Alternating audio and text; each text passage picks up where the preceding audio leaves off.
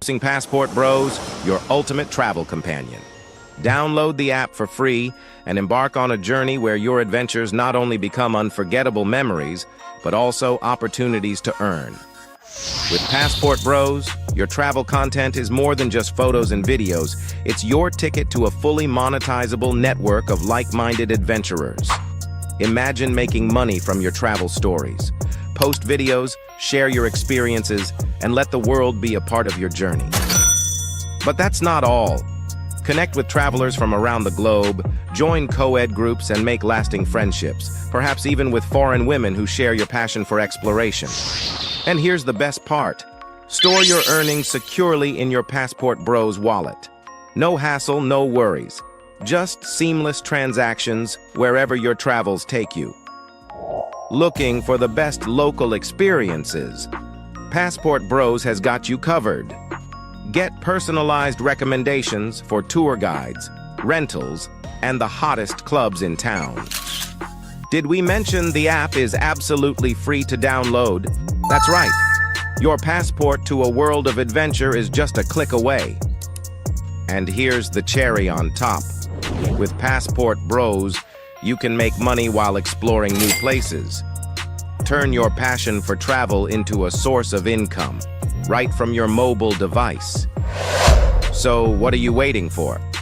Download Passport Bros now, share your journey, connect with fellow explorers, and let the adventure begin. Download now on the App Store and Google Play.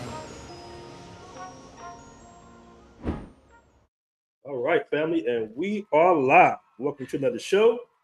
It is your man BMT in the building. All right, we got a great show for you guys today. Today we're going to be talking about domestic bros versus passport bros. All right, that's what we're going to be talking about. A little bit, somewhat controversial, not really on our space, but when it concerns money and dating, you know, some people might get offended. Not so much about what I say, but might be putting out the actual facts of the matter about how much it costs to actually date and court women in the West versus overseas. For some odd reason, this has been somewhat of a topic of controversy in all the little so-called passport bro documentaries and everything. It always comes up. Shout out to my guy, Digital Bro Matt.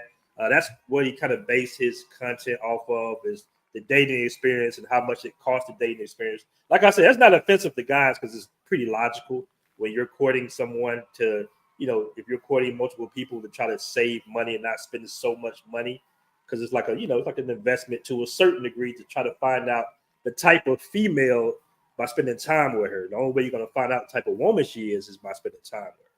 So we can talk about that today, but we got a lot of world news, guys. We got some really important news for you guys today. It's been piling up. We're going to talk about Medellin. We're going to talk about Thailand. All right. Some of the things they're doing on Airbnb. So this is a really important stream in concerns of some of the news that's going around, because things are changing. Things are changing. You know, prices are going up. You know, we got all the drama that's going on in the West with the richest man in the world and the president, the most powerful man in the world.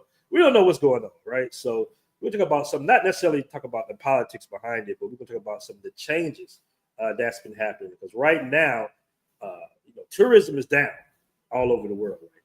Tourism is down, but people moving overseas and becoming expats is actually up. So we're going to talk about that as well. Let me give a shout out to everybody in the building early on in the stream. Got my man Kevin Romes checking in. What up, Kevin Romes? How's it going? All right, yeah, I'm running a little late. Man, I had so many topics to discuss, man, because we got some important topics to talk about tonight. We got 35 in the room. Guys, do me a favor. Make sure you hit that like button when you come on into the room. All right. Shout out my man Roland in the building. What up, Kevin? I see my man Kevin in the building. I got my man Dargan Burns the third in the building with the ebony. I like that. Okay, I see you, brother. I see you. All right. I see you, man. So we in here, guys. We are in here. All right. So before we get to the show, cover a couple of topics.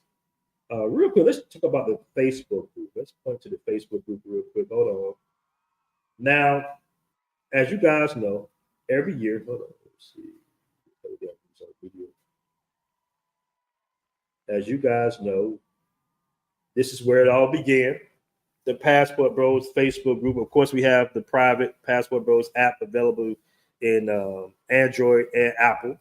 But this is where it all began. Like this is the original Passport Bros Facebook. It's the one that went viral. It's the one that's been pulled up on Fox News, not necessarily the Post, but they talk about this group a lot. It's a lot of knockoff groups. So guys, don't be hitting me and Dale and the other admins up about what happened in this particular group because we only control this one right here, even though there's several Passport Bros Facebook group.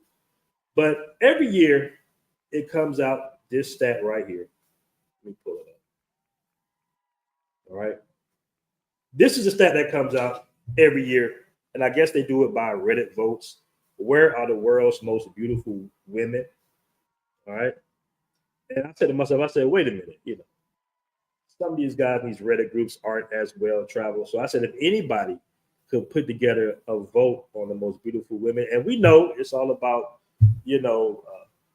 the eye of the beholder. We totally get that. Like some women are going to be beautiful to us and maybe beautiful to another ethnic group of men. We're all looking somewhat differently.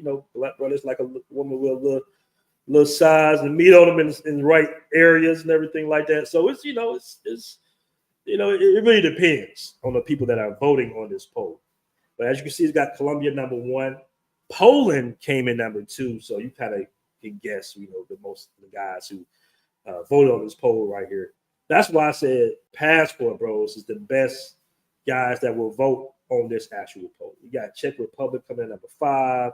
You got Russia coming in number 4. So let's be real. It's like mostly white guys voting on this poll, right? But in Passport Bros group, we got guys of all ethnic groups, right? We got all races. We got Japan coming in number 10. We got Germany coming in number 11. And we got Brazil at number 9, which is, Brazil at number 9, family, where they host the Victoria's Secret, top models editions at. And what I think is for Laser Brazil. I lived in Brazil for a couple of years. All right. You got Iceland coming at number 7. So this is totally subjective, basically. So let's get this out of here. Let's pull up the Passport Bros poll. All right. So in the Passport Bros poll, where are the world's most beautiful women? We got Colombia at 32%. We got Dominican Republic at 10%. All right. For going at most of the votes. We got Brazil coming in at number 3, 13%. Let's see all over here. Venezuela came in. So Venezuela is actually number 2. All right.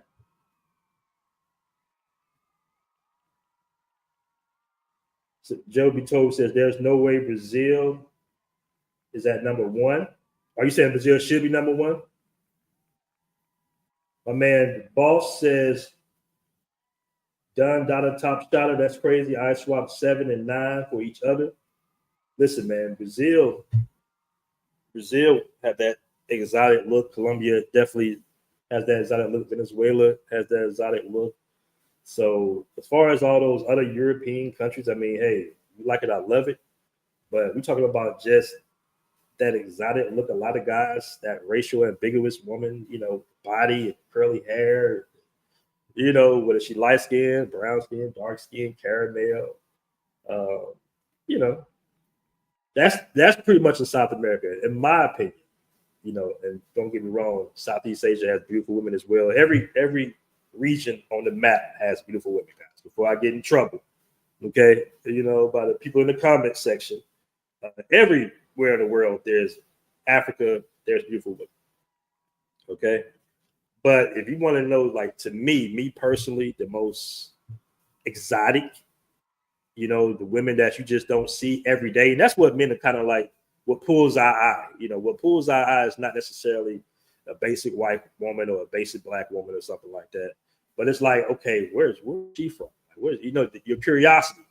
It's like, when you can't really guess where the woman is from, that's the ones that's like 10, 11, 12s, right? Because you can't guess where she's from. She might be on a different type of mindset, which makes her more attractive, right? So, but as far as beauty is concerned, Colombia is not. I mean, in my opinion, Colombia is going to be number one. That's why it's so damn crazy. We're going to pull up some stats in Colombia in a second too. All right, DR. You know, Dominican women are beautiful. You know, in my personal opinion, they are drop dead gorgeous. It's just the DR is too close to America. That's the problem. It's just a little bit too close.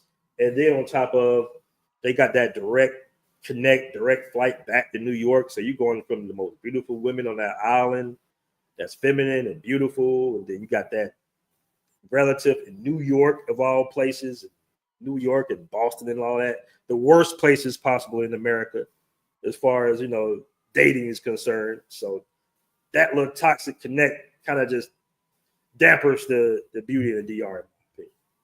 All right, but you got Brazil here. But Venezuela has a lot of beautiful women. It really does. What up, Jay Clyde? Venezuela got some stunners. You know what I'm saying? I should have had some actually videos and pictures of. I don't really have none to play on this part, but yeah, they got some serious stunners out there in Venezuela. Venezuela, and this is the shocking thing to me when I actually went to Colombia the first time. I was, my ex-girlfriend in America was actually Colombia. You know, she was pretty much mestizo, you know, white complected Latina. But when I went to Colombia, man, back in 2020 or 2019, 2019 and 2020, I first tapped down in Colombia. I was shocked by all the Afro-Colombians that I saw, right? And then I'm seeing sisters from Venezuela. And I'm like, oh, I said, wait a minute, you Venezuelans? So Venezuelans are black? It was really confusing to me, right? You know, a lot of them are fair skin, light skin, like just red bones, you know, for the most part. But yeah, Venezuelans got it too, bro. Somebody said, I'm surprised Turkey isn't listed in the top 10. They're gorgeous. I heard some good things about Turkey too. Those polls results are crazy. Most European nations should be in the top 10. Are you saying should or shouldn't be in the top 10, Kevin?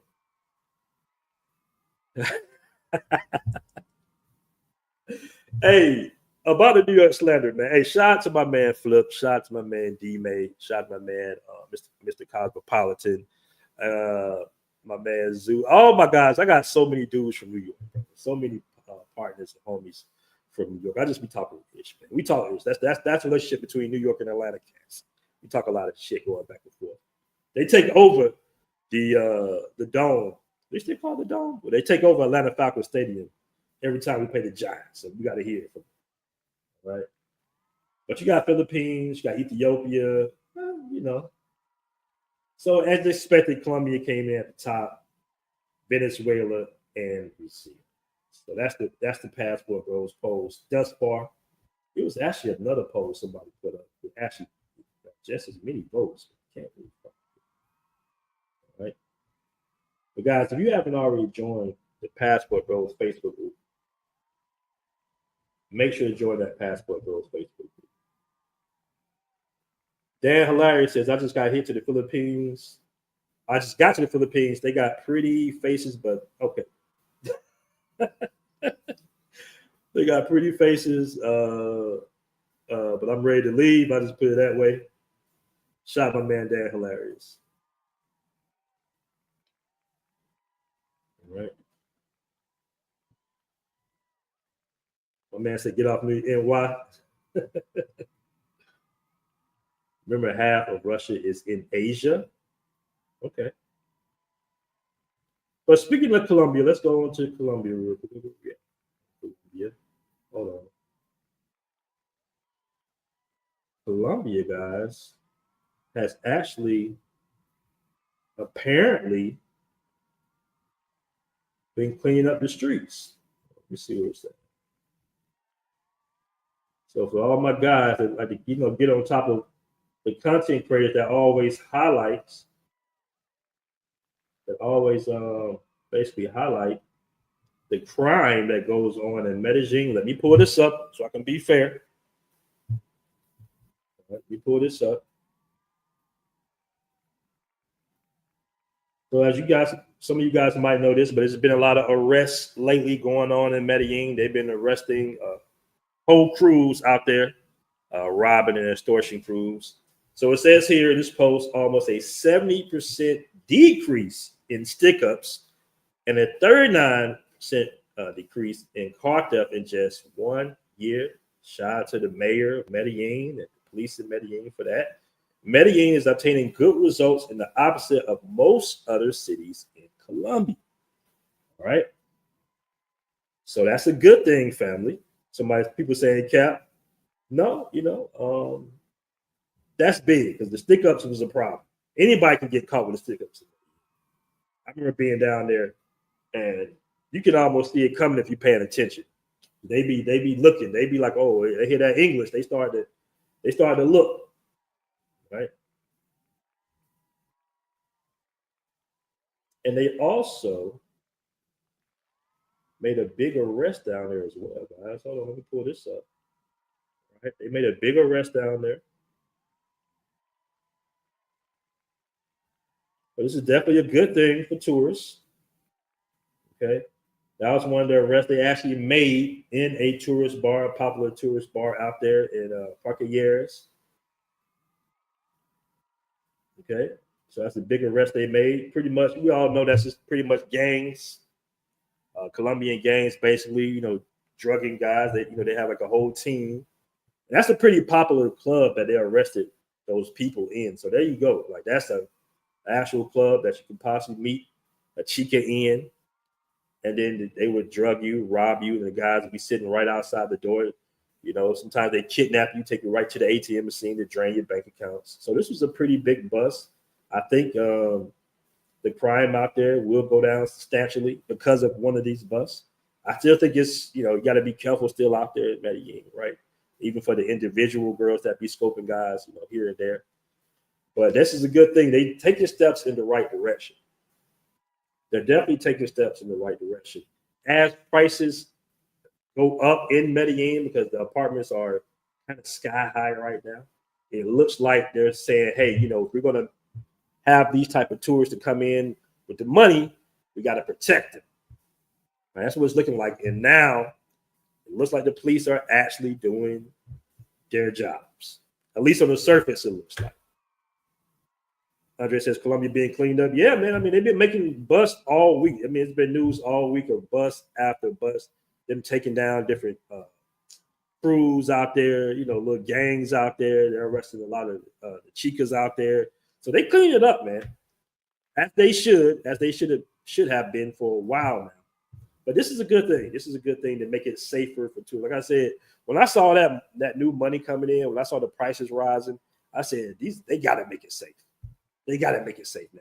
You got apartments going for $1,000, $1,200 a month. These same apartments were going for $500, $600 just a few years ago. I said, you know what? They're gonna have to do something.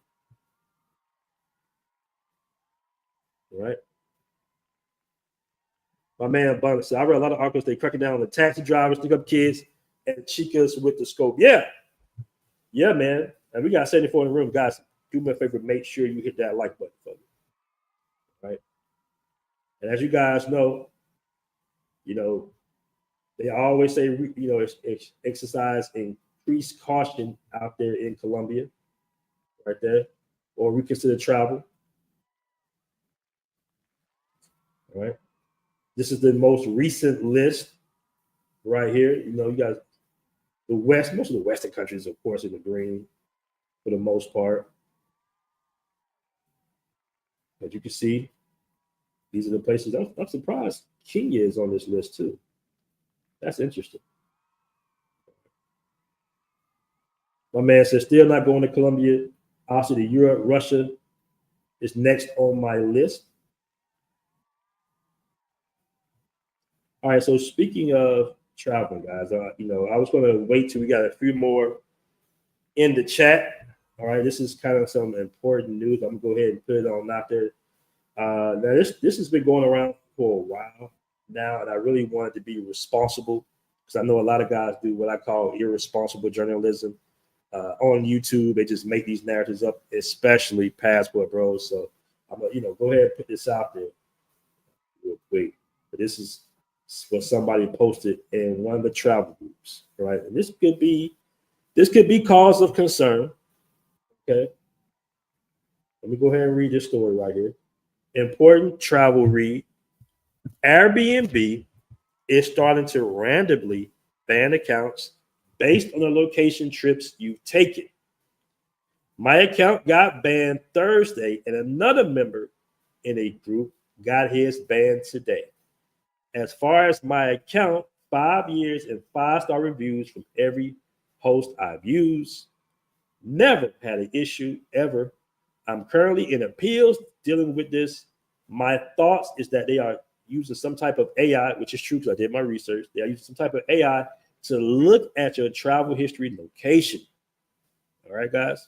I probably use Airbnb 4 to 8 times a year. Most of my travel history being Colombia, DR, Thailand, Brazil, and Costa Rica. I'm in the appeal process, but if this happens to you, let me know.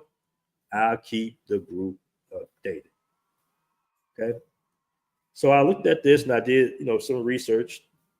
Apparently, Airbnb has a, let's say, new AI, basically that's searching through accounts, and they're trying to limit certain activity, uh, you know, on their platform. Basically, I just put it that way. They're trying to limit certain activities. So what they're doing is they're pretty much saying, okay, this guy is going here, he's going there, he's going here. Wait a minute, red flag.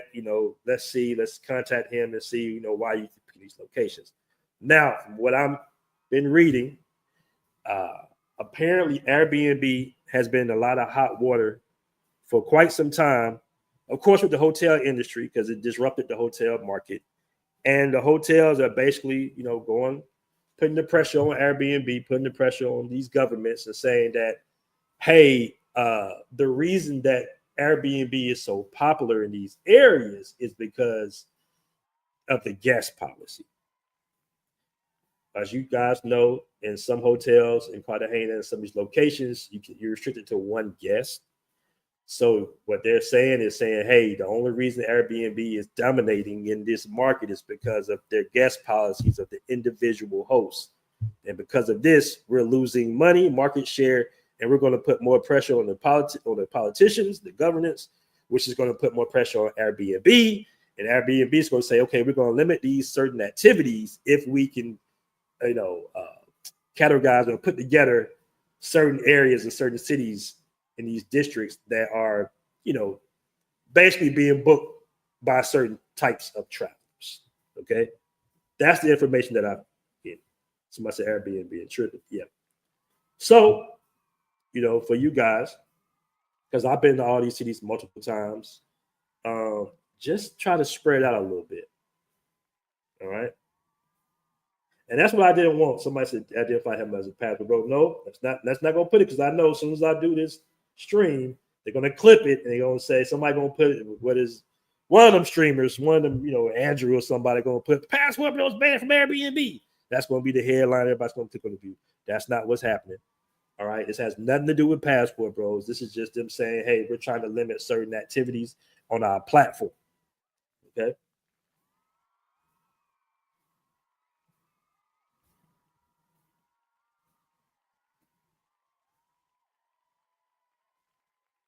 Okay, you guys talk about something else. Okay. So just keep that in mind. All right. Just keep that in mind. That's what's going on. So if one of you guys' accounts get banned, you'll know why. All right. But that's been, that's been a topic of conversation actually for quite some time. Of course, you got different booking apps. You got booking.com, you got Agoda, you got different places. So it's not going to really, damper things per se, because you can rent from other platforms, of course. But that's just what Airbnb is doing with the new AI, basically. They're trying to limit certain, quote unquote, certain activities. Boss said, I've been in those places. I hope they don't flag. This is the crazy part about it. Millions of people go to these places, bro. Millions of people go to these places. All right.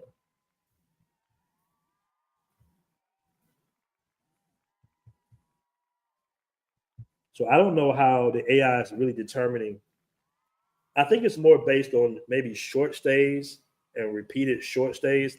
I don't know what the AI is, what they put in what they program the AI to look for necessarily.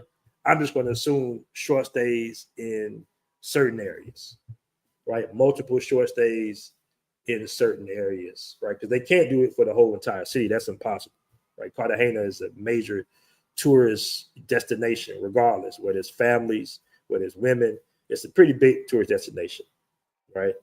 All these cities, Medellin, Cartagena, not just the bros go to these places. So the only thing that I can assume is that AI is looking at certain particular areas and the trip duration, those weekend warrior type of trips. My man says, I love using Airbnb. It's much better for me than hotels. Some will argue against, but I will argue back. My man says, I think this post about Airbnb. I hope it is, bull, brother. Jenna says it's probably banning weekend warriors, which is actually a good thing. Okay. You know, guys, it's actually low season. We get a lot of news coming from Pattaya, actually, Thailand in general. But you know, this is low season, so it's to be expected. But tourism is really low right now, right? And they're kind of going in panic mode. They're doing all these visas. I don't know if it's because of what's going on in the West, but I think the increase in pricing, and to me, Thailand is still relatively very cheap, right? In concerns of if you're actually living here, it can, you can live out here off a pretty decent budget, small budget. The food relatively cheap if you know where to go to shop, the bigger chain stores. Low season, if you sign a contract for a lease, you're looking at paying $200, $300, $400 monthly. Then you got the visa situation. That's your own cost depending on what type of visa. But I think that the thing about Thailand is it doesn't just depend on the West for tourism. Like Colombia, the DR, Jamaica, the Caribbean, even Brazil to a certain degree. All these places are increasingly high because of the West, Westerners, basically, Americans, right? Americans, guys from the UK with that strong currency. But the thing about Thailand is it caters to so many people around the world that's not Westerners, which keeps the costs relatively low, right? Because you're looking at tourists from China, tourists from India, Turkey, from East Europe, Kazakhstan, and stuff like that, Russia. So because of that, the prices are relatively low. And I think because I don't know if Thailand is trying to maybe increase, it's a strong Thai baht now as well. Maybe they're trying to play with the big boys that's over there in South America and the Caribbean, and they kind of find out that they can't really cater to that particular demographic, right? So I think people maybe choosing other places like Bali or Vietnam during this season of the year. All right. So let's say the Caribbean is a no-no. All right. And I saw a Richie Mack stream. Shout out to my man Richie Mack. It was a good informative stream about the visas. I think it was more talking about visas for like maybe older retiree people. And there is like the 80,000, but it's so many visas, guys. It's like 20, 30 different visas that you can get. DTV visas, retirement, elite visas. So, don't think you got to have, 80, make it 80 grand a year to live in Thailand. Okay. It's funny, man, because shout out my man Flight Madness, who was actually walking yesterday. And we saw some studs, some black studs. And, the little Wayne flavor, the little short, how the little studs be looking, the little short studs, the little Wayne. I don't know why some studs want to like Lil Wayne back in the early mid 2000s, but it's just strange seeing them here. You know what I'm saying? And Patsy out of all that. Yeah, it's like a whole little stud movement out here. Like it's like a whole little LGBT movement going on out here, right? You know, getting what's up to them, but it's just I don't know, man. Like, I don't know. Like we're trying to escape certain elements from the West to a certain degree, and to see it over here, even though it's pretty normal over here, that type of community is everywhere over here. It's normal within their society. It's still awkward to see it, coming from our so-called community, right? You see the studs out here. You're just like, okay, why would you be out here? Like, why would you be in this particular city, this particular area, when the girls aren't really checking for you? They want men, for the most part. Like, woo, y'all, like, I don't know. I think it's just so much content being put out on Thailand on how cheap it is to live. And they invite, you got certain type of influencers that invite a certain type of crowd now.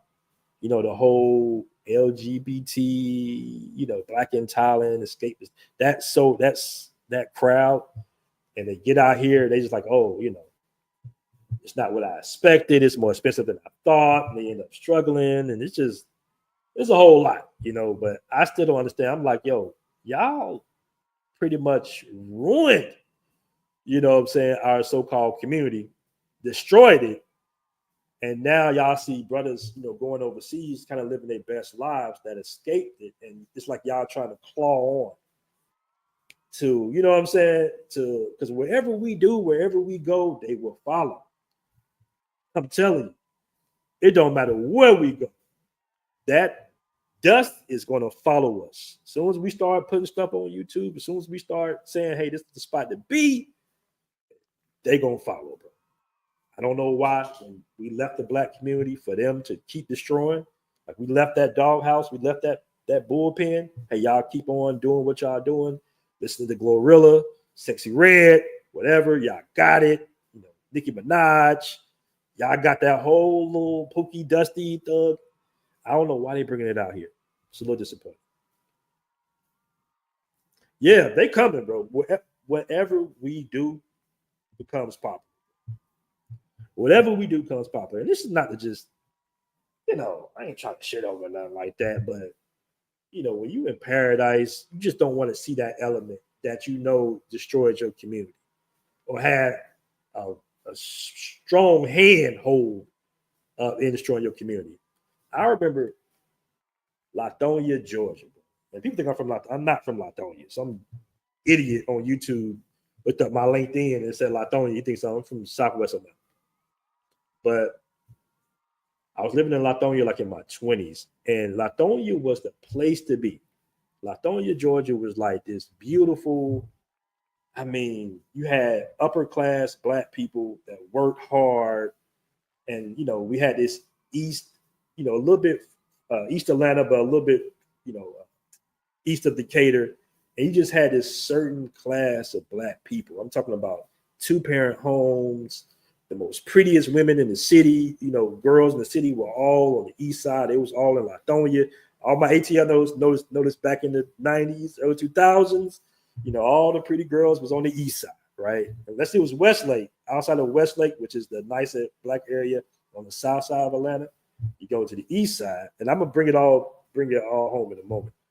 But Latonia, that was, that's the light, the pretty girls, the nice schools, the nice houses, everything was just upper middle class Black Atlanta, right? And just to see how that shit is just the hood and the projects, hella crime, hella break-ins. I saw it with my own 2 eyes just go downhill. My apartment got broken into while we were asleep.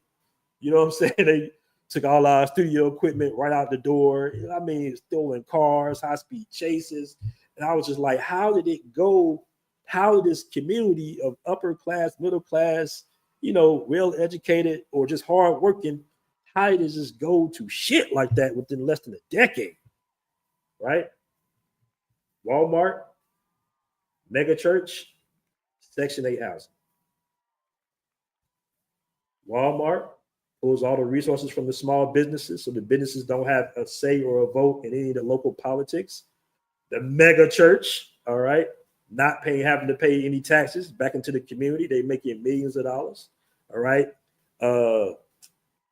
Home for Section 8 single moms and stuff like that, and badass kids, and the pandering to the black female. That's the mega church. Make everything seem like it's okay to be living in a broken family household. And the Section 8 housing, the apartments that was in those areas, right? Elevated the crime, and we just went from this nice little upper class community that I grew up in, partially, to it's just the projects, not just the hood. It's like you might as well be in New Orleans now in Lawton. That's how bad it got. So to see that, the elements of the people in that community, to see them kind of coming out here, it's just like, damn, they're gonna fuck some shit up. And they can't really fuck up the infrastructure like they fucked it up in America, but just that mentality, that Lil Wayne, that little, oh man, it's just crazy, bro. It's just crazy. But let me go ahead and segue to the topic at hand. We in here, man. We almost got 100 in the room, guys. It's the Sunday rundown. Okay. Somebody said scam Atlanta. Yeah, Atlanta went to shit. That's why I left on time. So we had a video that went viral. Okay. But before we get to the video, real quick, I'm gonna play the video in a moment. I did a video, right? This was a story time video that I did. I want to make this clear because some people thought that this was me. All right. People were hitting me up. You know what I'm saying? I don't know. They must have skipped through. And I got to expect that off the thumbnail because the thumbnail says how I was played in Colombia. I got an AI picture of myself. So a lot of people, skipped through the first couple of seconds. They didn't hear that I was actually reading an email. But to get us some backstory, I got an email, I want to say a couple of weeks ago. It might have even been a month ago. I got an email a couple of weeks ago, and the email was so long, I was just like, there's no way I'm reading it. You see paragraphs. I didn't even know you could write an email that long. I'm like, damn, you can write an email this long? I thought it was like a word count or something like that. Maybe it's the way he said it. I don't know, but it was like paragraphs long, so I didn't read it. So one night, I got a phone call. I'm knocked out sleep. It's like 3, 4 in the morning. I see a call that I didn't really recognize, but I went ahead and picked it up. And it was like, what's up, man? What's going on? I was like, oh, what's up, bro? I couldn't figure out who it was. He was like, man, we met years ago, BMT. We exchanged numbers. I never hit you up, bro. I'm like, okay. He told me we met at Hooters in Medellin. And he was like, man, I sent you an email, bro.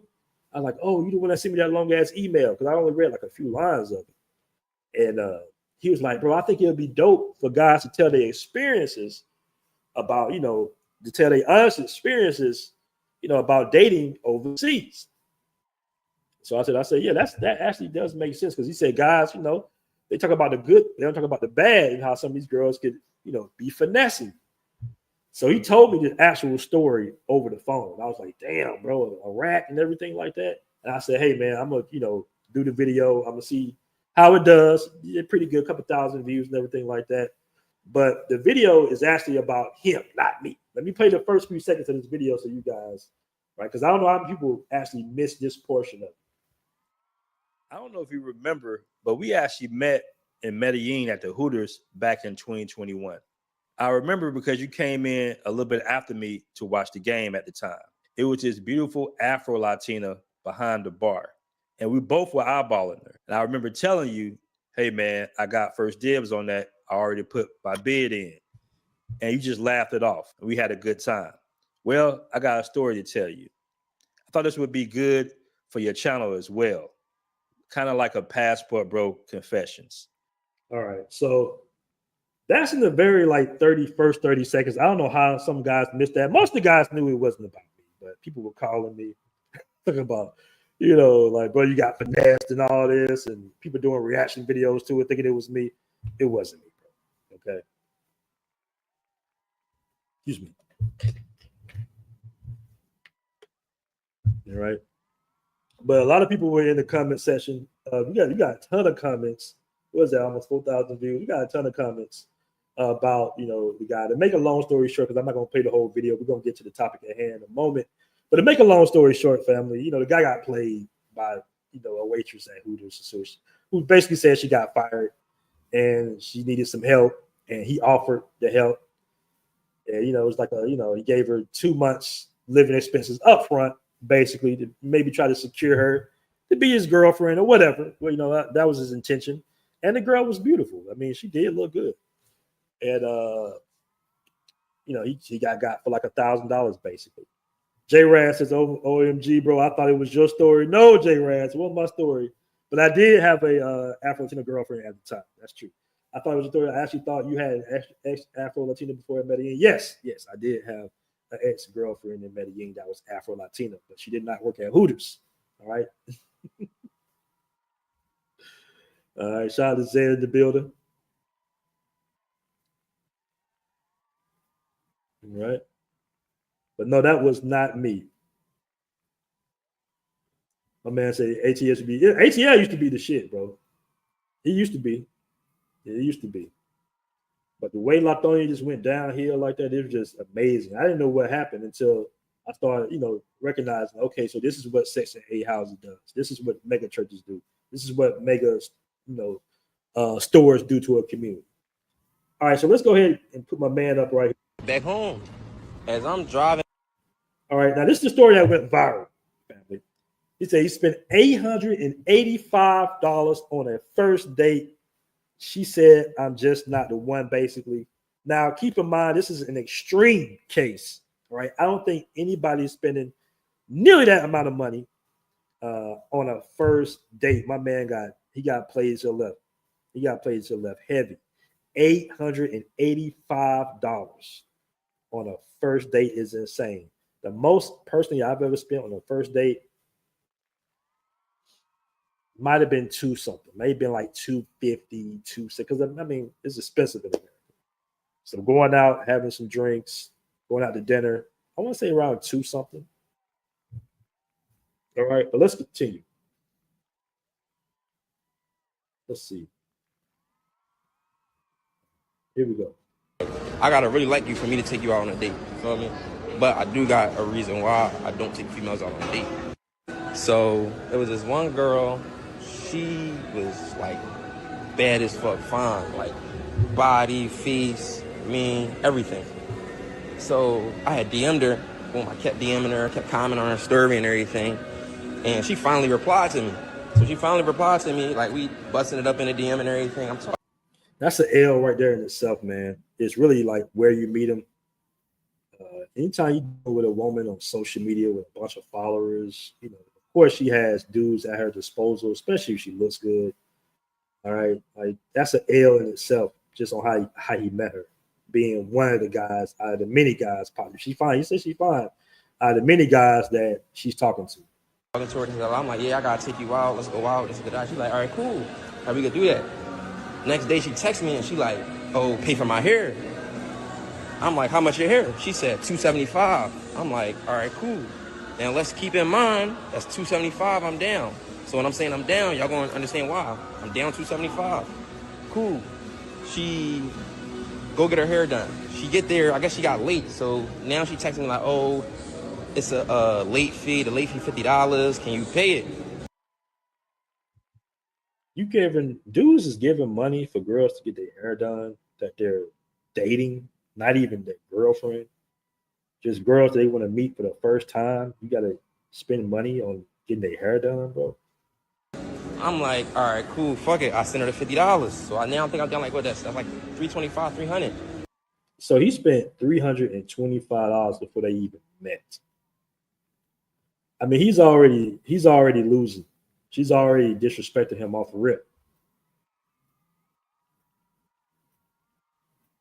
Somebody say he's a trick. what is that? $335 in the hole before they even meet. This is a domestic, bro. So I sent her the $50, and then after I sent her the $50, boom, the night come, we supposed to be going out on a date. Now, mind you, we had to be there, I think, we had to be to the place at like 8:30, right?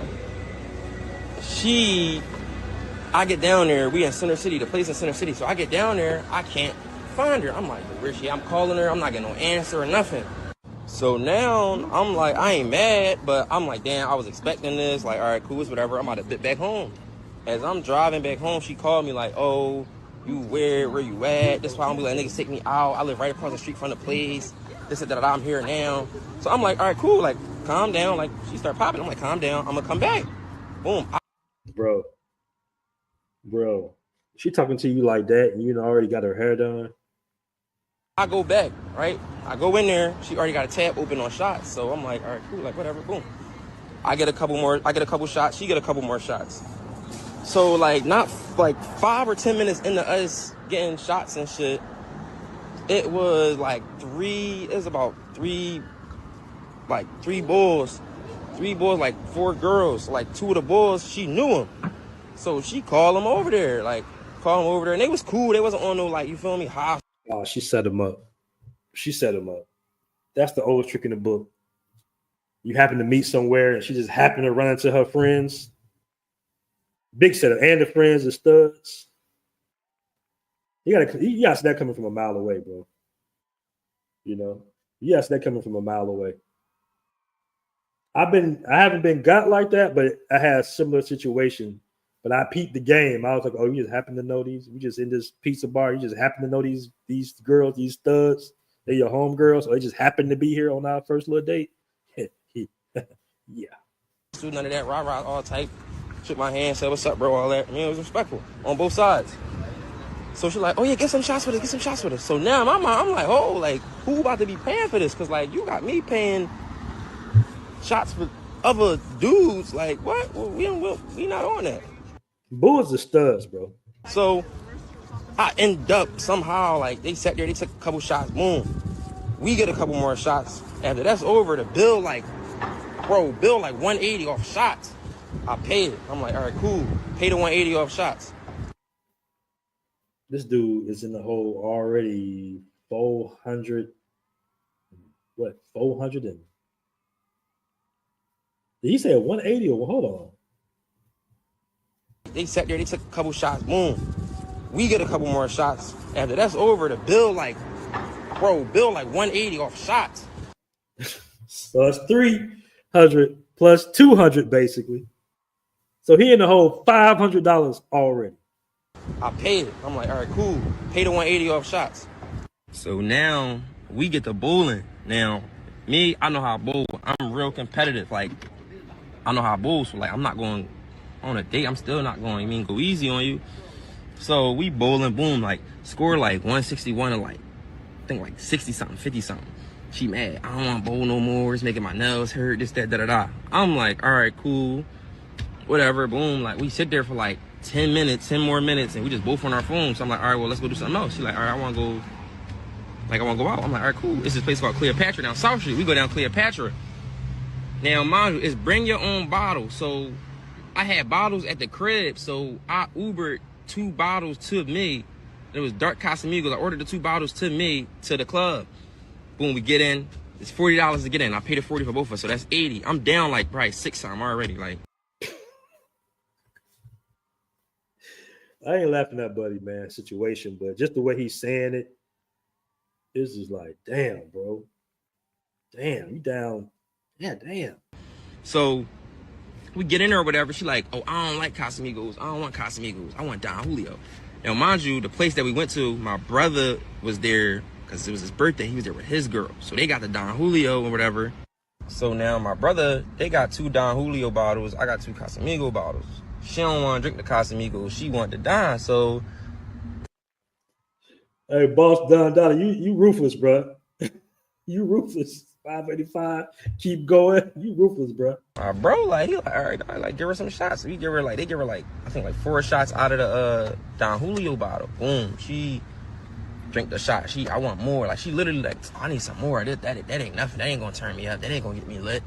I'm like, all right, cool. Like, okay. So now I know it's a bring your own bottle, but I know they got bottles in the back. So I tell the boy that own, I'm like, yo, bro, like, I need a bottle. Like, what you got? He like, I got Don, but it's gonna cost you $250. I'm like, $250? I'm like, damn, all right, bet. I'll pay the $250 for the bottle. When I tell you, like, Bro, 15 minutes in for me getting the bottle, bro, she drunk the whole bottle and still wanted more. Now she a little, like, lit. She a little tore out of her mind a little bit, right? Bro. How much is that now, Dundada? How much? He was just 500. It was 585. He just bought a bottle of, what was that, Don Julio for 250? Come on, man. What's that? 700 or something like that? $735 he's in. Now, he went wrong with getting her hair done off rip. That was disrespectful. But when you're DMing girls, and you, like I say, he knows that he's one of many. He's the one that said, she probably asked guys that all the time.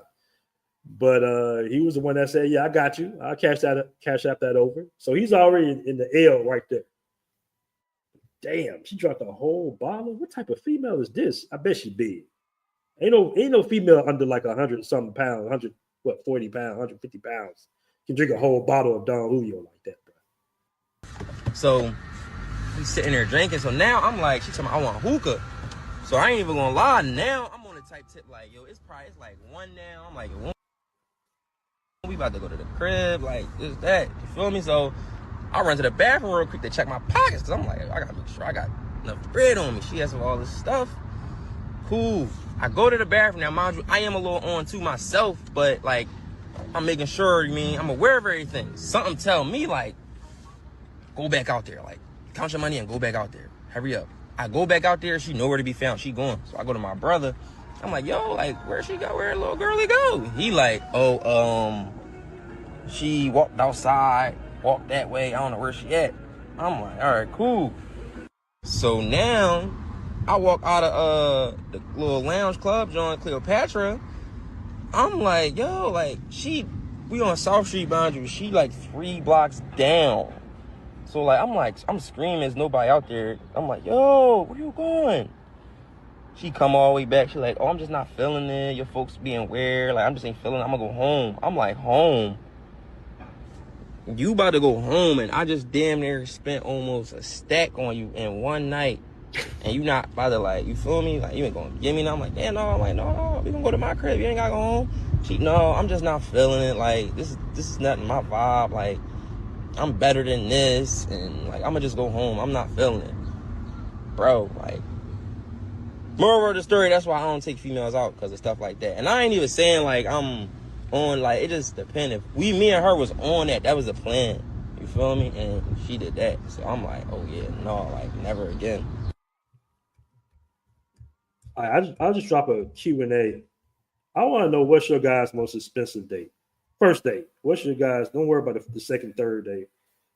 What's your most expensive first date ever? Let me see if I can put that in the chat. Hold on. I'm starting Q&A.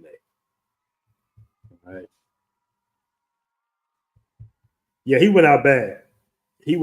Somebody said that's a round trip. Yeah, KE, that's a round trip. 800. What was the total? What was it? 835 was the total?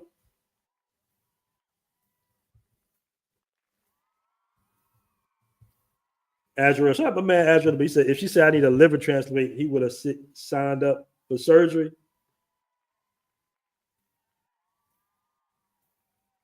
My man said, nah, would not happen to me. All right, let's keep it real. Let's keep it real in the chat, man. What's y'all most expensive first date? How much y'all spend on y'all first date? Most expensive. Somebody said, get you a chili cheesesteak, call it a night, bro. $65. That was your first date, bro. That's good. I'm gonna pull up a poll. I'm gonna pull up some stats in a minute. All right. Somebody say $100 a new guitar. $150. Okay, if I got to spend $150 or more a date, I'm gonna catch a cave. Somebody said nothing crazy. My man said 100. So everybody said like $150. That's about standard, right? About 150. My man Spontaneous says $700 on a casino date. See, okay, that's pretty expensive. So you guys were gambling, basically.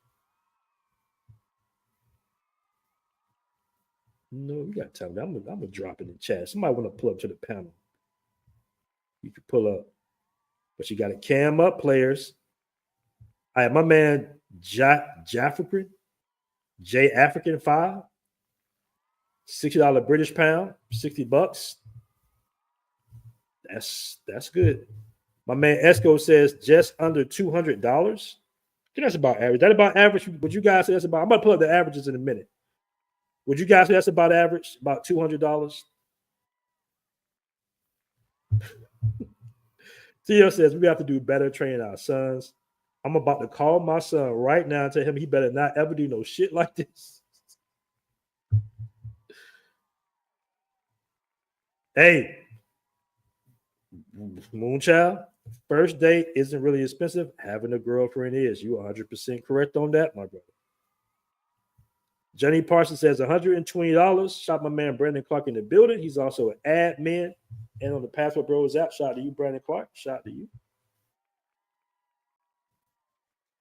Yeah, for the guys who know, a first date should definitely be just a little meetup. It's the first date, just getting to know each other. Y'all should walk through the park and some bullshit like that. Okay. All right, let me go ahead and pull these stats up. Let's see what the national U.S. average is for a date and compare it to a date in other countries.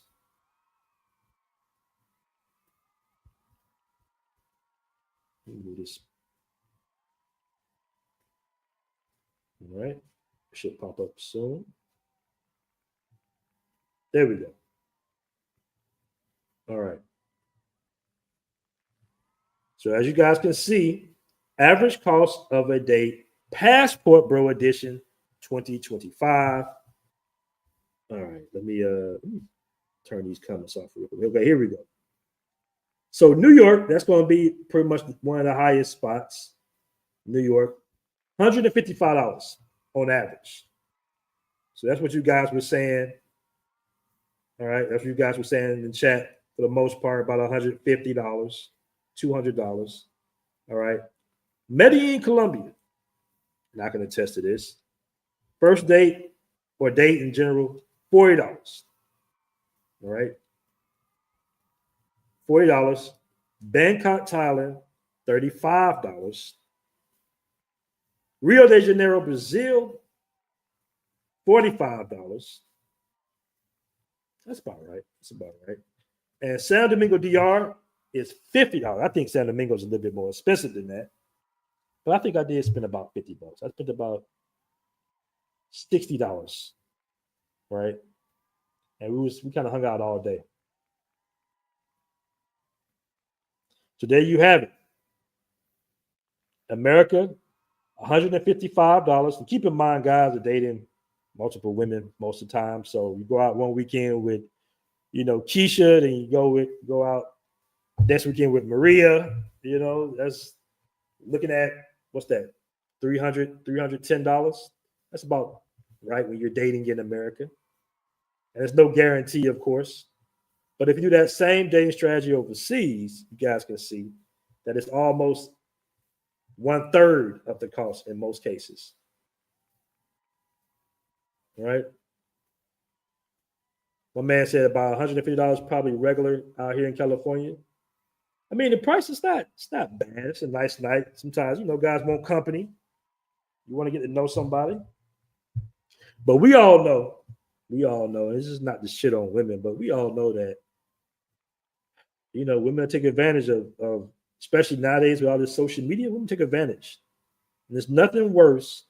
There's no worse feeling than coming home after you have spent $200 on a date and not getting a call back. All right. We've all been through it. Most of us want to admit it. Okay. Most of us don't want to admit to it, but there's no worse feeling than dropping a couple of $100. Sister's good for that shit too.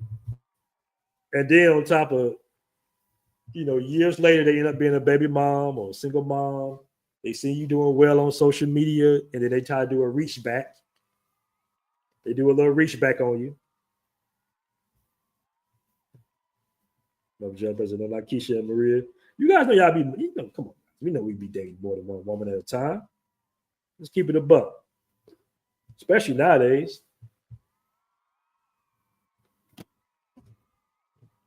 talking about dating, not relationships. You know, relationship is going to be one woman, but when it comes to dating, you'll be dating more than one woman at a time for sure.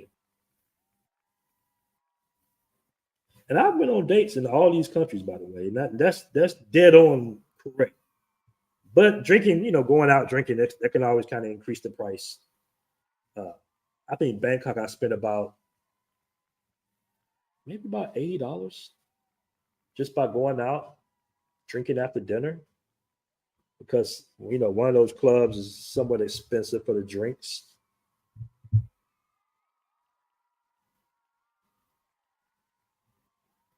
Somebody you got to date more than one. Hold on, we got a stat here. Let me pull the stat up. 33% of American females only go on dates for the free meal. I think it's more than that, actually. 33% is high, but I think it's actually even more than that, personally. I want to say it's about more on the lines of 70%, especially with dating apps, social media. You know, nobody does really cold approaching any longer. So, yeah, it's probably more than that. That's really that's part of the culture in the United States, really. To be honest with you, that's a cultural thing that women will go out with you with no intentions of actually seeing you again or sleeping with you.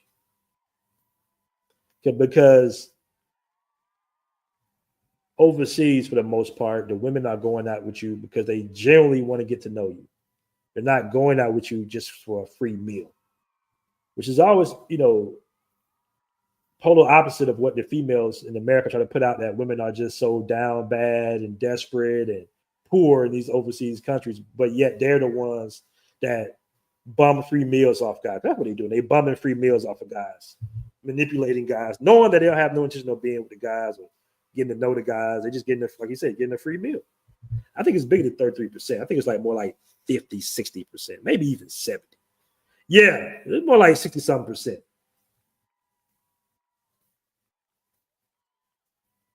You know, so I'm talking about the names BMT. I mean, there's a lot of Keishas and Marias in the States. San Domingo is expensive, bro. San Domingo is expensive. Don't ever think San Domingo is not expensive. It's expensive. All right. It's expensive. It's not as expensive as the States, but it's definitely expensive. And they got all these weird taxes that they throw on your bill, too. So if you look at the menu and it's like, got the currency exchange with the pesos, but at the end, they got some weird restaurant tax they pull up. I don't really like going out in San Domingo like that, to be honest with you, bro. I rather go to another town, because San Domingo, it's like you got to buy the whole bottle in some cases. They don't even have a drink menu with bottle prices on the drink menu. It's all bottles. Yeah, I always buy a whole bottle. I don't be liking that. San Domingo is set up kind of ass backwards, if you ask me. Especially with not having, like, you go to the bar, you just ask for just a drink. It's more like they can just make up a price. Kevin Rome said, women save money serial dating. Meanwhile, men go broke chasing them. Yeah, they do. My man said, A-Rod and his investor dropping like $1 billion to DR. That's a good investment, bro. I mean, because of the convenience. Yeah, San Domingo is definitely New York City to DR.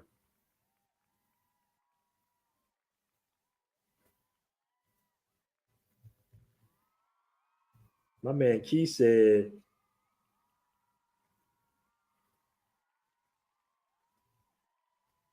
hold on. Let me read this by my man Key. Hold on, Key. Hold on. I got to read this real quick, man.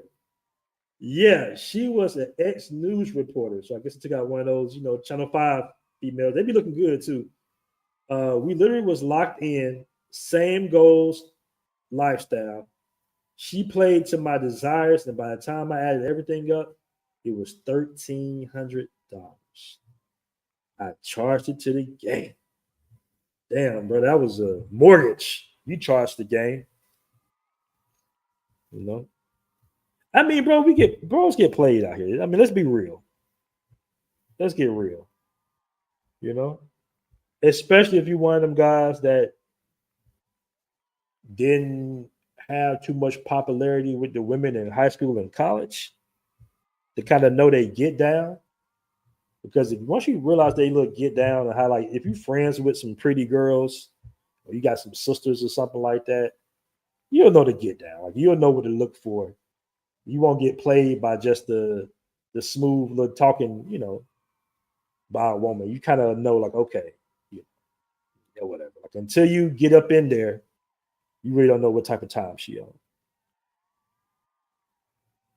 Somebody said, I don't know why y'all date reporters. They only care about status. Okay. I'm not going to say he never got girls, family. I think some guys are just successful, man. Like, I got a homeboy. He's a trick to us, if people want to say that, but he's also rich. My man, a lawyer, got like apartment complexes or business plazas and shit. So hey, he trick off.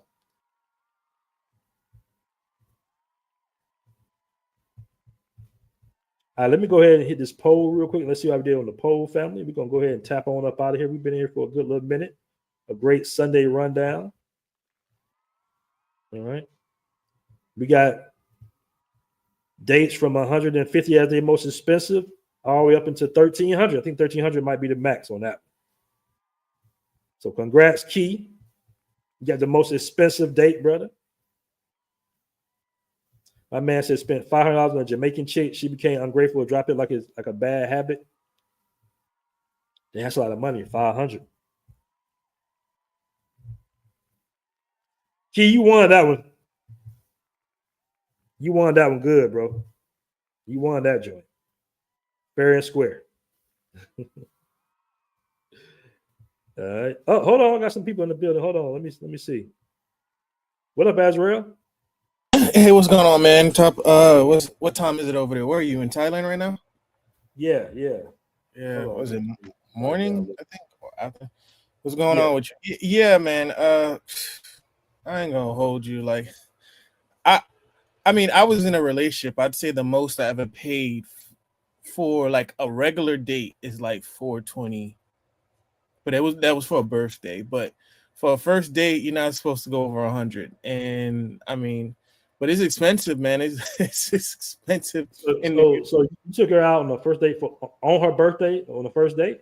No. I'm talking about it overall. The most I've ever spent on a date was over like $425, $450 ish. But okay. Overall, but that was just a regular. That was for a date that I was in a relationship with somebody for a while. But that's different. So you was in a relationship with her. Yeah, but for a first date, never go over $90, to be honest with you. Because then if you want to, I always like to tip like maybe like 20%. So if it's like the bill is 90, I don't want to go over 100. But then that's another thing. That was maybe like almost 10 years ago. I don't never do that. I would never do that shit now. If I was single, like I would be you take her somewhere, like if you live in New York, take her to a Chinese spot and then y'all go to Dave and Buster's and call it a night.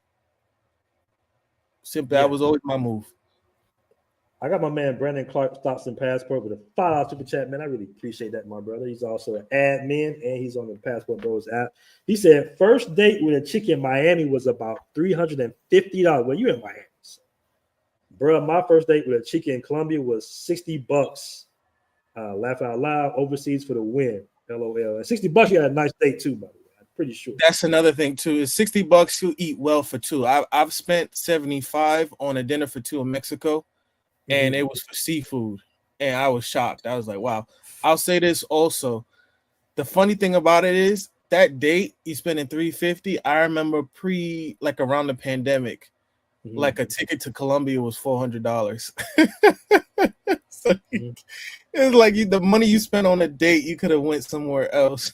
Yeah, anytime you start crossing over that $500 range, bro, you just like you fucking up. Like, bro, that's literally a round trip ticket and possibly an Airbnb.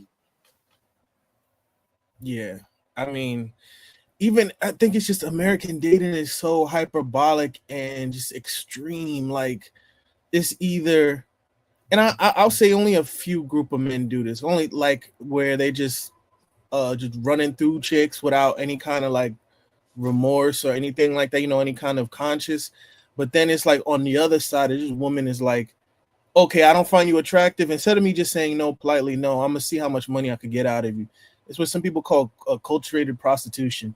Then on the same hand, they want to say, oh, the woman over there is destitute. Like I've never heard. I've traveled a lot, and even women that came from other places in the world come here. They're not gonna be like, oh, you got to spend, unless they like if they've been here for a while, then they understand what's going on. But I remember dating one chick. She was Cape Verdean, but she was from French, right? She was from Paris. Nicest girl I've ever met. Like if I would have continued, but we would probably be married or something like that, right? We dated for like a few months when she stayed in America. She came over from Paris and she was a lawyer in Paris, right? And me, I was still in school. This was like 2020. We went to like a Jamaican spot. I didn't even spend like $40. And it was one of the nicest dates I've ever had, right? It's just it's just more of a, people want to say the passport bros are already looking for the transaction, but what's more transactional than America? Like women are being flown out. Women are being flown out. Women have 10% of your women, 1 out of 10 women here are on OnlyFans, but you want to say that outside of the country is transactional. Yeah, man, and this new younger generation of guys, they extra simping because they don't know for the most part. Like I guess it's almost normal to pay a girl to get her hair done or some shit. I'm like, damn, on the first date. Yeah, that's a dub. He was in the hole almost 400 just from that alone, and then the $50 late fee. Nah, why would you pay somebody else's late fee, bro? That's crazy. She was finessing him. I mean, she could at least pay her own late fee if you're gonna get the girl. And why does it cost so much money to get a hair done? What happened to the little hot comb? But what's funny, right? I said this in the chat. I said if she would have asked for a liver, he would have signed up for a surgery for real. But somebody said a good point. She said dinner dates are for closing the deal. Here's the thing: if you look at the movies in the 90s and if you look at the movies in the early 2000s, dinner dates wasn't used as a weapon. It wasn't used to finesse men. Like you could have went on a nice date with a woman, right? We see it. I mean, I'll be 31 next month, all right? But I mean, I'm a younger millennial, but I watched movies growing up. I watched TV. People went on dates and it wasn't a thing of you have to get to know each other. Yeah, but it was very genuine. You could still take a woman on a nice date, and it wasn't like you were trying to win, like trying to be a trick. Like they turned it into a trick instead of trying to impress a woman. Yeah, go ahead. My grandparents, who were married for 50, 60 damn years, bro, they always tell the whole family about how my granddad took her for ice cream, bro. Like that was it. Right. No more dating. They were married after that. Like he literally took her, like the ice cream was like 5 cents. He bought a ice cream, and then after that, married 50, 60 years. Right. What happened? Oh, it's a different planet. What happened is in the 70s, black manhood and black fatherhood was destroyed. There's no more fathers in the house. It's the father that games the son up. And the difference between the 90s when they wanted to get to know you and today where they just want you to blow some money, you know what the difference is? What's the difference? The internet. Because the music, right? Yeah, but the internet gives females a chance to game each other up more. Girl, he needs to take you, just like that chick said that the Cheesecake Factory wasn't good enough. That came through social media. I would say this to add on to your point, right? Mm-hmm. If I was out here dating, I wouldn't do it, to be honest. Like if I wasn't really sure, I would be out the country. I would be saving up, trying to get my money. Smart man. I already know. I've already told people I don't plan on retiring here in America anyway, right? But my thing is, I forgot I was gonna say, like, it would. Oh, put it this way, I'd be really depressed if I was a younger dude. Not only for various reasons, but one particular reason is that Me, I enjoy going on dates actually when I was younger because it allowed me to be creative and it's stuff I like to do, but and it's not like I'm like, oh, I'm trying to win the woman over. Like I like going out. I don't want to stay in the house all day. I live in a big city. Like I don't. It's only you. Life is so short. You want to experience different things. And okay, why not bring a woman around you? It's not like I'm thinking, oh, I'm here. You want company sometimes. Yeah, and exactly. And I want to experience things. I appreciate the experience of stuff. Like I went on a date one time. Well, this is in New York though. I bought. We went and got pizza, but there was like bottles of wine. So I got a glass of wine. Like I'm a very low key bougie nigga. Like I like glasses of wine. I like nice stuff and what have you, right? But it's like now you can't do that because you'll go on a date and say, "Oh, I want a glass of wine," and the girl's like, "Oh, we should get a whole bottle." I'm like, "Nah." It's so it took away the innocence. It's called predatory. Yes. Now, Terrence, hold on. Shut up, man, Terrence. Are you a boomer, bro? What's a boomer? Are you born before 1965? Hell no. It's before 1980. Before 19. No, that's that's X, right? I'm a millennial. No, so Gen X is 68. Gen X is 68 to like 82. Anything after, anything before civil rights movement, if you were born before the civil rights movement, you're a boomer. So that's like post-war World War II to like the civil rights. Okay, because I'm right at the tip of the millennial. Like, what year were you born? 1983. Yeah, you're an older millennial. All right, so the boomer dads had no game; they sent out. So that's not true. I mean, hold on now. What generation was the Brian McKnight generation? So that's Gen X. Brian McKnight. Who was the other one? Babyface. He Sweat. Brian McKnight. Hold on. All the Babyface. Babyface. What generation was that? That's Gen X. That's Gen X? Okay. That's Gen X. Well, it was a different type of female back then too, though, fellas. Exactly. And they actually had necklines back then. You could actually see their neckline. As Minister Japp would say. Yeah, you can see the collarbone. Yo. Man. Well, ever since Japp said that shit, I was in the DR looking at women collarbones. Ever since Japp said that bullshit. Yeah. You remember when he said that, right? Yeah, I remember that. Yeah. Yeah, we had a generation of it was some simping going on back in the day, but the women were. But shit, at least you were getting your money's worth. At least the woman looked decent. Me alone, different types of women back then. I mean, those black women were fly as hell back in the day, bro. No one was over a size 6, bro.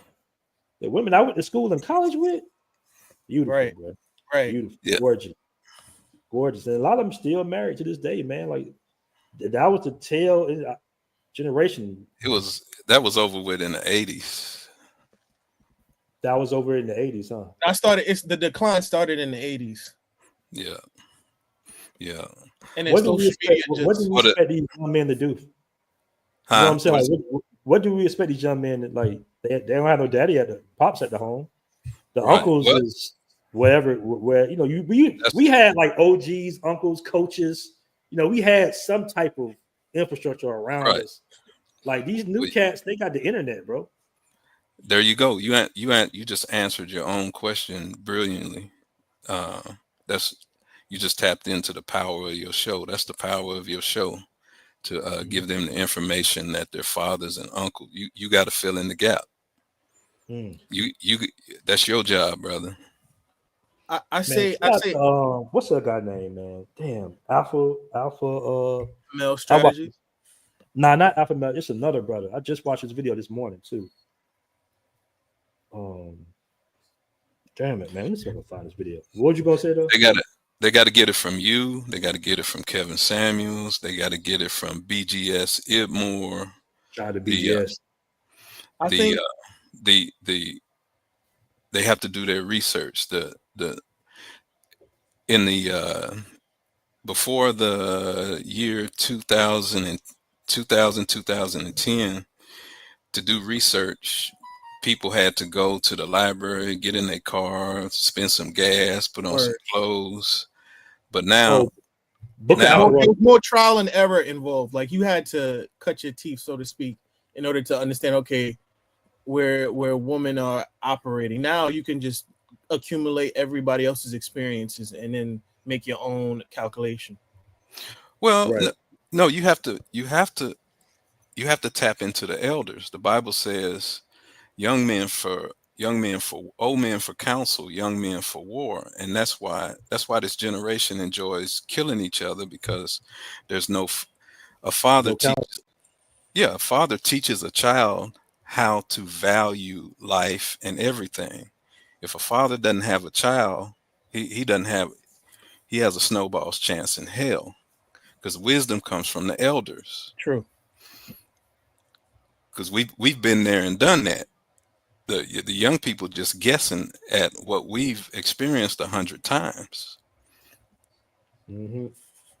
I want to give a shout out to my man, Original Man, $2 super chat, said Gen X is 1965 to 1980. Appreciate that info, Original Man. Appreciate the super chat.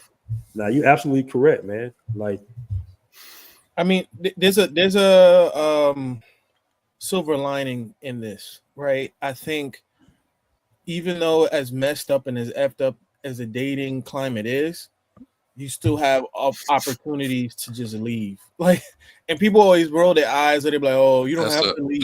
That's a perfect point. Keep talking. Yeah, people say, "Oh, you don't have to leave." Like you see. I don't know if you spoke on this, but it was going around in the Mansfield news cycle last week about the height adjustment scale. Yeah, I seen that. Yeah.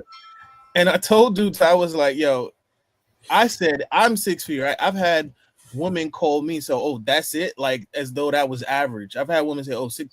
To American women, it's like, oh, I say it's an extreme. They think like they think 6 feet is normal. You know why? It's called. There's a show out called Basketball Wives. There's a thing called the NBA. There's some finals on right now that everybody's watching, and so men live in reality. Females live in what? A fantasy. Delusion, yeah. So the fantasy for all the females is an NBA player because of his salary and his lifestyle. So that's where that height stuff comes from. But you know what the crazy thing is, though? Like, even let's say we translate that over to like another country. Mm-hmm. Even the baddest chick in Colombia, she doesn't expect to get a soccer player. She don't expect to get somebody from Real Madrid, gonna come down there and scoop her up. She's just happy that there's a guy that she likes her. And why is that? Why is that, brother? I mean, I get it. The capitalism. Hopefully, in America, sports. What's worship? God? No, sports and athletes. That's the worship. True. The real. It used to be. Everybody used to, before 1990. Everybody used to meet up at church on Sunday. Yep. Now what do? They meet up at the sports bar because they want to know what the Philadelphia Eagles are doing. They want to know what the Pittsburgh Steelers are doing. They want to know what the Dallas Cowboys are doing. Sports is the new church and religion in America. Yeah. I think I was watching this one guy. He was talking about it, the stats of like how people met their significant other, and over time, like the first two was at the church and family, and then by the end of it, it was like number 12 or 13 on the list. Right. In 1965, the top 5 influences in America was 1, parents, 2, the church, 3, school and teachers. 3 was family. 4, school and teachers. 5, TV. Today, it's completely flipped. Number 1 influence is what? TV. Internet. Yeah. Same thing. That's the new TV. Yeah. The second thing today is what? Peers. Getting on the internet and seeing what your friends and people your age are doing. Where peers used to be 6, 7, or 8 in a real society. This society's been ruined and turned upside down. And see, that's the whole problem with why you can't date American females. Because starting in the 80s, well, starting in the 70s, our females have been turned into men and dudes because they were given the jobs, money, resources, houses. They've been Oprahized. They've been they've been Oprah mas- they've been they've been masculinized, while the males have been feminized. And the females were given all the jobs, resources, and opportunities that are supposed to go to a male to build a society. And that's why you cannot date in America. And brothers have to get to that point. That's the That, internet. The internet is schooling these brothers. That that 50 or 60. I can in Oklahoma and Texas, I could go out on a date for $30, but I've God has shown me, man, you take that $30 that you waste on that date and put it towards your trip overseas. Mm-hmm. And you know, that's the point, I brothers have use to that get. money on a SIM card, a travel SIM card. There you go. I did a consultation. It's actually a while back. I actually did a consultation. What kind of therapist are you? I'm sorry. What kind of therapist are you? I'm not a therapist, sir. But I did a consultation. I mean, what profession? I don't know what you're talking about. Profession, bro. What are you talking about? No, he means like a travel consultation. Oh, travel. Yeah. Oh yeah. So I did a consultation with a couple. Actually, it was a brother and a sister about coming to Thailand and Bangkok and everything like that. And one of the questions they asked me was kind of shocking. Actually, it was like he was like, "Do you think that do you think this move will help our relationship or could it hurt our relationship?" And I didn't really know how to necessarily answer that at the time because I'm like, bro, it could help it because y'all gonna isolate, isolate. Y'all just gonna be around each other, other Americans that you don't know. So it could help it because I've seen it. I've seen people come out here and the relationship gets better. But also, I'm just like, she's going into a bizarro world. Like the world is around. So right. Let me give you. You could be one of these guys that like one of these European guys, white guys, Russian guys, or whatnot. Because I've seen it on their, with them too. They get out here and they end up getting with a Thai woman and divorcing their wives. So it's like for her, like it could be difficult, but at the same time, that might help the relationship by her now having to kind of somewhat compete to still be with you because the world is totally flipped for her. I'm a psychologist and a relationship coach and expert, and I'm gonna give you the answer to that question. It's the same answer when you ask somebody, is life good or bad? What's the answer? It's neither. Life is what you make it. Mm-hmm. Y'all's trip to Thailand is what? Is it gonna put you together or is it gonna tear you apart? Neither. It's what y'all make it. It's what y'all decide it's gonna be. You can't decide it's fun. Mm-hmm. You ain't sleeping in the same bed with them, I don't think. Hell to no, but that's like saying social media broke up my marriage. No, you want attention from other people. It is social media. Social media gave you the opportunity. Right. That's like saying somebody die in a car wreck. They don't stop making and selling cars and say, oh, cars kill people. Somebody gets killed with a gun. They don't stop making guns and outlaw guns and say, oh, guns kill people. No. Somebody had to pull the trigger. Somebody had to push the accelerator pedal. Mm-hmm. That's a good point. Terrence, what was your most expensive first date, brother? First date? Or a date, period? First date, because you can like if it's a second or third date, you might spend a little bit more if y'all vibing out. If you see some potential, right? That might be that final date to the, Well, I don't. To the buzz. Well, I keep a limit on my dates. First date, I ain't gonna spend no more than they'll be surprised. They ask me, "Oh, you just gonna watch me eat?" Yeah. And we can in the Midwest we got Applebee's where you can buy her a plate for $15. Mm-hmm. So, and then in Oklahoma, you got a Qdoba where you can get a plate for $8 or $9. So it's super cheap, super reasonable. But one chick ran a bill up on me one time, and I wound up paying like $65. And then she we go to a hotel, and then she starts an argument. I paid for the hotel. That was like $50. She starts an argument, and I leave and come back, and she got some other nigga in there. So I remember my OG used to tell me, he used to be like, I don't know if guys still do this. This is kind of like an old school trick, but order form.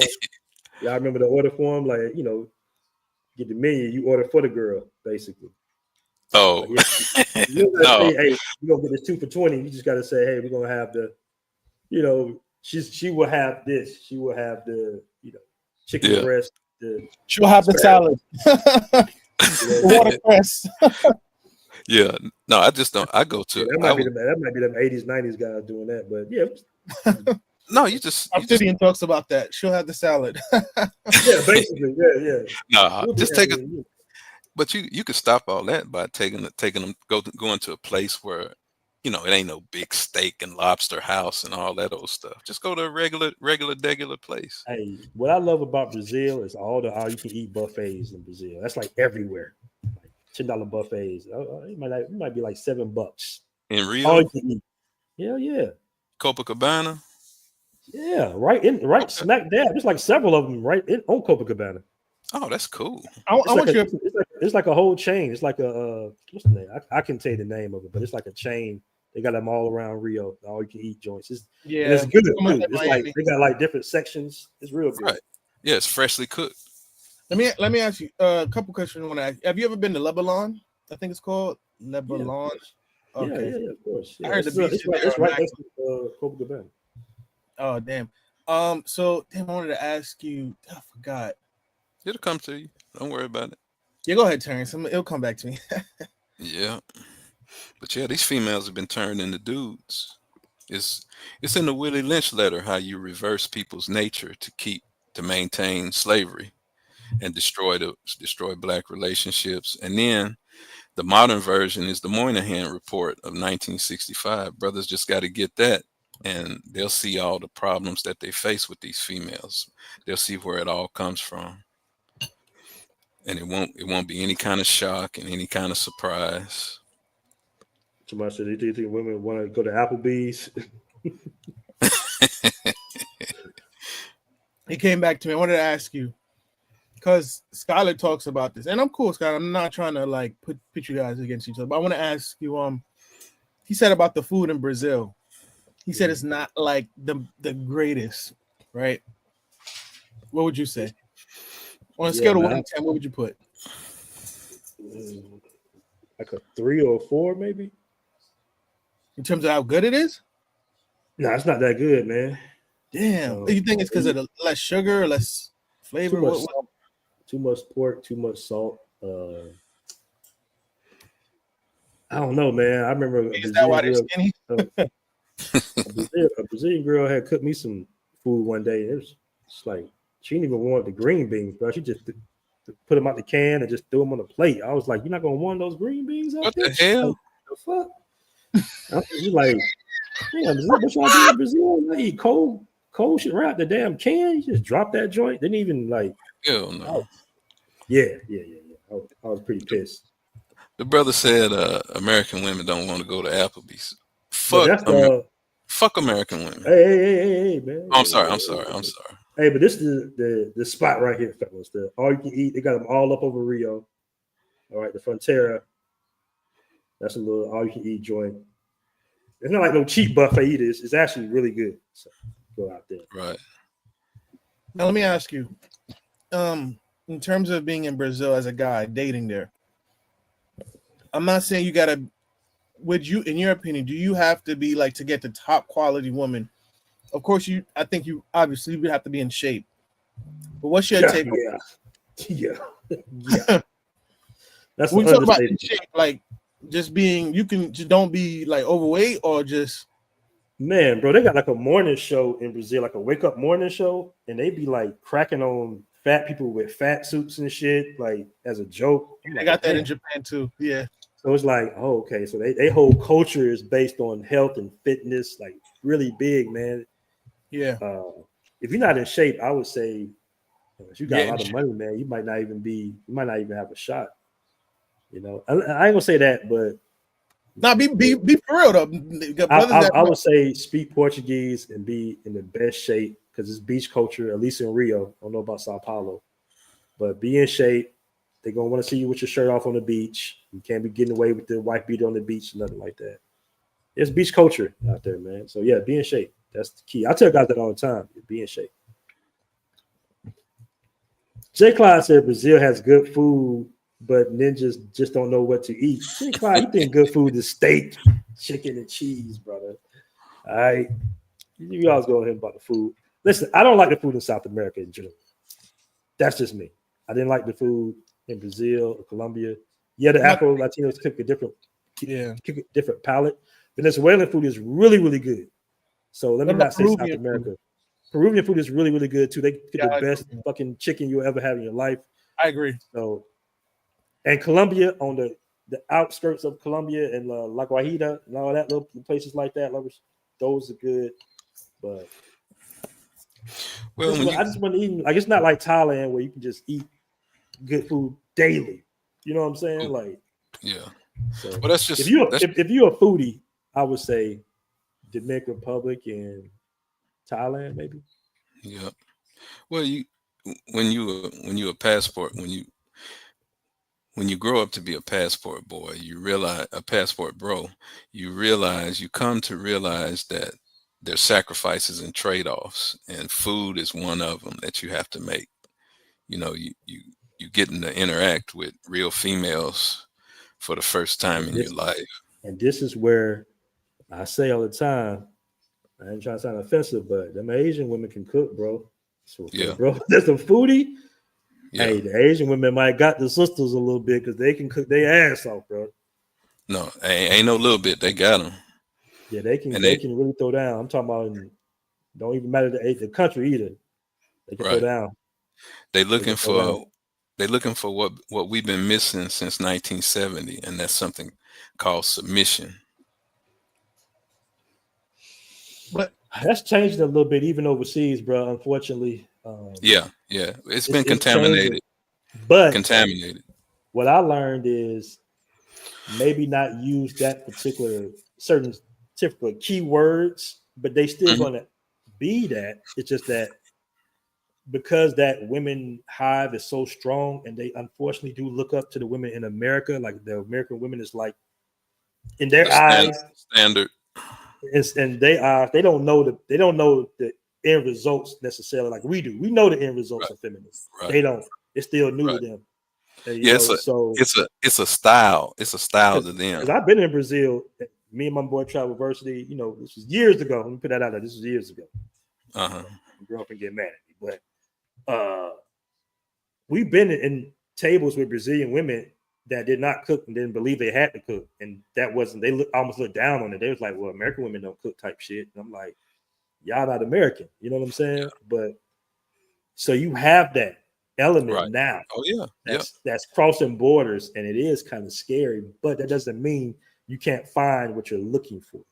Right. Exactly. True. Somebody said, "I'm in Brazil now. You better have a 6-pack." Yeah. Damn. Would you agree with that?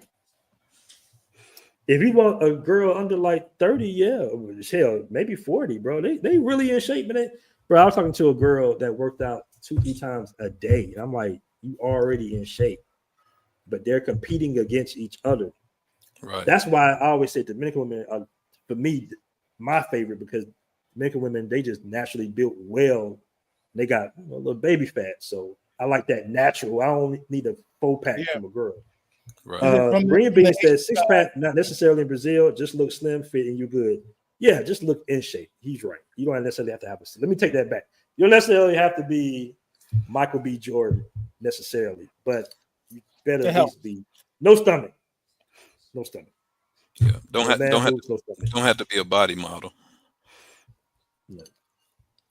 Jay Claus says, I give a good food tutorial next time in Brazil. I'm willing for anybody to come up there and try to compare food from South America to Southeast Asia, bro. Cortez, I adamantly disagree. You said black women could never really cook. Are you, bro? Nah, I'm going to take that away from my sisters now. I'm not going to take that away. Yeah, they can cook. Yeah, that's not true. Well, what kind of household you grew up in, man? Yeah, like come on, we ain't gonna do that to the sisters now. My condolences to your childhood. Yeah, bro, come on now. Come on, bro. I'll say this though. The thing I miss the most about America is the food. Yeah. Right. I'll say this though. If he meant like maybe people under 35, I can get what you're saying, because like if I'm at a family event, it's usually the older women that are cooking, and like my younger relatives on TikTok or Instagram, they're not really helping out like that. So that's why you notice like there's a lot of quote unquote Friendsgivings that they have in America, because the woman can't cook. So everybody bring over a little bit of everything instead of just throwing down. Like, is one person supposed to just throw, like your grandma or the auntie? It's like two aunties that are in the kitchen and they're cooking from like, let's say she's like July 4th and Memorial Day weekend. They're cooking from like early in the morning, crack of dawn, and they're not finished until like the late afternoon. Right? That's done. That's over with Gen X generation. Some days over. Yeah, cooking's out of style. I know y'all remember this in the chat. I know y'all remember this on the panel too. Y'all walked in the kitchen. They had all them greens, the big old collard greens on the kitchen sink and everything. They were washing the greens and stuff. Yeah, them days is over with. You getting Uber Eats now. Yep. I remember when food was like an all day thing. Like in the morning, they started putting stuff in pots, and I mean it was a whole process. Like for dinner, it was like the whole thing, like a whole. I mean, process, man. You know what the biggest turnoff is? You give. I'm probably putting myself on the chopping block here. You give some woman some money, right? And you're expecting her, okay, she's gonna have like food for us to eat for like the week, and then come to find out, oh, she did just order Uber Eats or DoorDash, like that shit. I remember days my that pissed me off, because I'm like, in my mind, I'm like, okay, we both young. Like, my mind is like, I could give somebody $50. You could give me $50 right now, and I would have enough food to last for the week. Because I would buy like 2 packs of chicken, right? Chicken breast, or like that's like maybe now it's expensive, but before the pandemic, it was like $5 for a pack of chicken breast. You buy like 3 packs of chicken breast, buy some kind of greens, whatever is spinach or like lettuce or whatnot. Dressings. Yeah, exactly. Get some bread, maybe get some pasta and whatnot. And that's maybe you might hit like $30. And then if you get other stuff, like you might buy some fish, right? That's on sale. And maybe buy some kind of like, cornbread or something like that. Boom, you hit like $40, $50. 2 bags of groceries. Right? No, I mean Jiffy cornbread, man. Come on. I'm from New York, and I'm saying that. And it's funny because I'm Jamaican, so I didn't grow up with cornbread. I love Jiffy. Like if you in college and you trying to save money, like you gonna buy some Jiffy cornbread. Yeah, Jiffy cornbread. Yo, some cornbread from Trader Joe's. Like I used to bake my ass off when in my 20s, because that was like the more cheaper thing to do, and that could save you for yeah. But now you know what's funny, man? Like I wasn't hip to the Uber Eats game like back when it first came out, right? So my girlfriend at the time, she's like, "Oh, I just ordered some food." I'm thinking in my head, okay, no problem. $10, $15, you can order some wings or something. Like I'm not even thinking about no Uber Eats. And it was like $100. She went ahead and bought it. So I'm thinking like, wait a minute, $100. I'm like, what the fuck? What the hell did you order? She ordered a whole bunch of from the crab bucket crab, whatever. And I'm thinking in my head, oh, so you can't give a girl your phone no more to tell her to order some pizzas like for $10, $15. Those days are over with. You know what I'm saying? TF says them Brazilian women ain't all that with them bodybuilder legs to be that picky. Listen, stop it, man. I've always said this. I think it's to me, muscles is too much. I'm not a fan of the muscle thing. Like I don't like the bodybuilder women. So that's just hell no. There's a lot of bodybuilder women in Brazil. It was just one. I mean, she was built. Everybody thought she was a dude, but she was a female. But guys used to date her and stuff. I used to be like, damn. I told her personally, I was just like, look, because she spoke English. I was just like, look, I can't rock with, like, I can't never rock with a girl like you, bro. We cool, but I don't like no woman with an arm bigger than mine. Fuck. I'm a professional bodybuilder, and a muscle mass female totally disgusts me because that looks like a dude. Yeah. Especially when they focus on the arms. Like, I don't mind own legs. I don't even mind a little faux pack. I just don't like the guns. I hate that shit. Yeah, or I don't like women with thick necks. That's they start working out, they start getting that thick neck. I don't like that shit. Look like the Hulk with some titties. It be women in the gym out here, man. Some of the European, I guess they Russian or something. Walking around. I'm like, how do you get that big as a woman? How do you? Hello, Aaron. My name is Anastasia. Let me pick you up, bro. They be walking around Muscle Factory like this, bro. I just be like, damn. At least the Thai women look good with how they do it. You know what I'm saying? Like they look toned, feminine. Some of those, they keep they still look feminine. You know, but yeah. Shout out to my man Green Beans for $1.99 super chat, man. I really appreciate that for the conversation.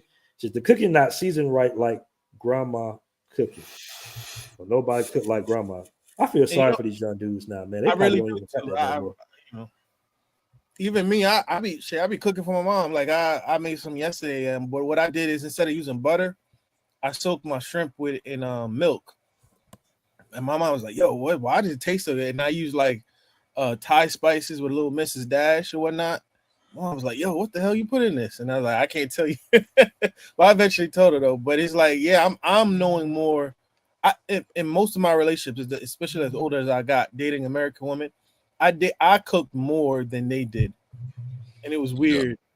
Yeah. Bro, I remember when I was dating this college chick. She went to Spelman or something, bro, and she burnt the pizza, right?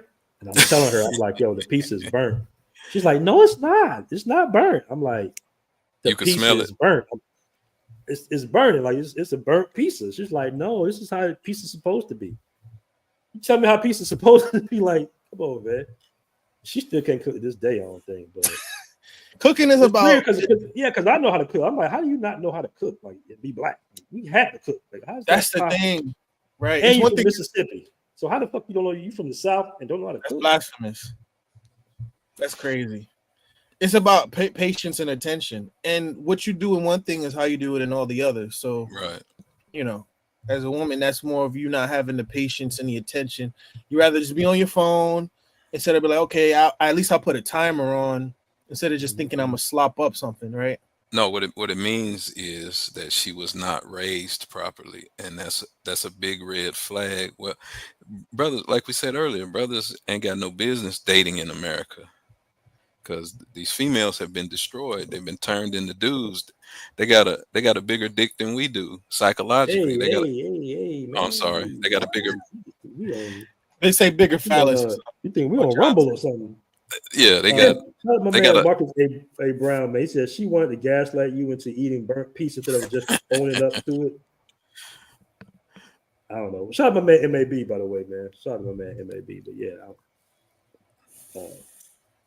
that's the one thing that the sisters got to watch out for, though. Like, as far as the beauty is going to be in South America. Don't get me wrong, Venezuela can throw it down, so they can cook really good. Yeah. But Asia, you looking at a whole nother level, right? Like they'll take an hour to make a salad, bro. They got this shit called papaya salad. I think it might 30 minutes to make, bro. But it's good. It's good. And they put different things. They use a lot of like nuts in this stuff, like peanuts. Not necessarily peanuts. You gotta watch the MSG though. Like if you got high blood pressure, you gotta like watch the, I always say my pet nine. That's like no spicy. Yeah. You know what I'm saying? Like you gotta tell them that, but otherwise it's gonna be. They love spicy food here, so you gotta tell them that. And they be like, "Let's just a little spicy, just a little spicy." I'm like, no, none of it. Yeah. Oh, you backstage, Mike? I didn't see you backstage, bro. I'm sorry, guys. I be getting to scroll down sometimes. What up, MAB? Yo, what up, y'all? Can you hear me? What's good? Yeah, man. So yeah, I was just chilling. I was enjoying the conversation. Ask you real conversation. quick before you got started, bro. What's your most expensive first date? Keep it a buck with the Most fact. expensive first date. Yeah. Mine was about $230, I think, maybe. But that's because we were drinking. Oh no, I know. I already know mine was over that. I want to say maybe 400 downtown Chicago. Damn, maybe. Damn. Yeah, downtown Chicago. I mean, to give myself some grace, this was a chick I was on her heels for a minute. So if you want to count that as a first date, it wasn't no complete stranger. I already told y'all on other shows, my first date now is Buffalo Wild Wings. It don't matter who it is. Buffalo Wild Wings is the perfect first date because you ain't gonna break the bank. Whatever diet they on, they can do that diet. If you want to watch sports, if you want to just get drunk, like there you go. The best place. And if that ain't good enough, then that's automatic disqualified. There you go. Hey, you know, Buffalo Wild Wings got in trouble for using whatever they use the grease. It's like the worst what they cooking with? Yeah, it's like I forgot what it was called, but it's like terrible, like beef talon or something with all these chemicals and shit. Yeah, I would be wary of the chemicals and stuff. I mean, going back to y'all, you taking them to the bad wing spot, huh?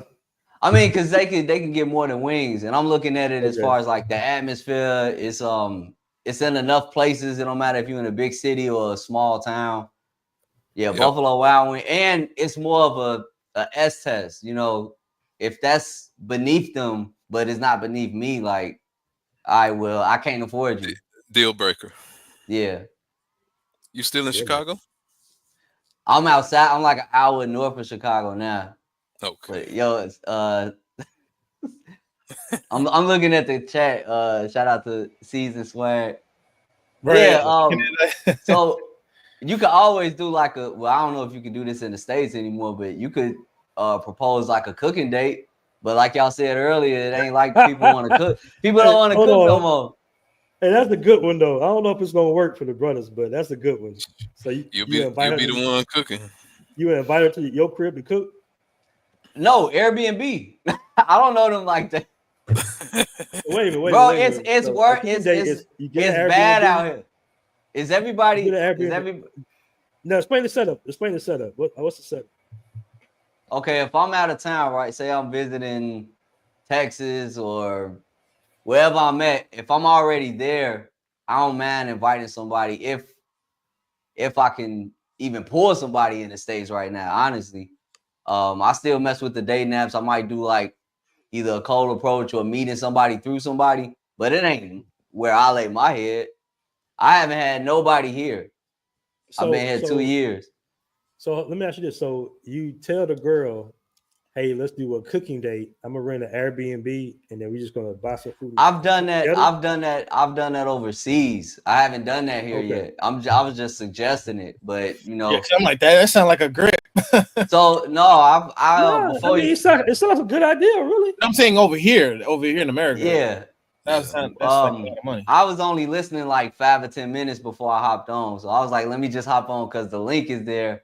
But I was listening to y'all earlier conversation as far as the generational differences, people not cooking, people not having not Thanksgiving in the historical sense or the history type of thing. Yeah, just the cooking tradition, the black cultural experience of the whole family is together and we cooking. Yeah, you don't see that as much. Used to be culture. Ain't no more. Yeah. Now it's more with my family, at least part of my family, it's more like a drinking night with all the cousins. And whoever cooking, we trying to go eat up their food, you know, the older generations.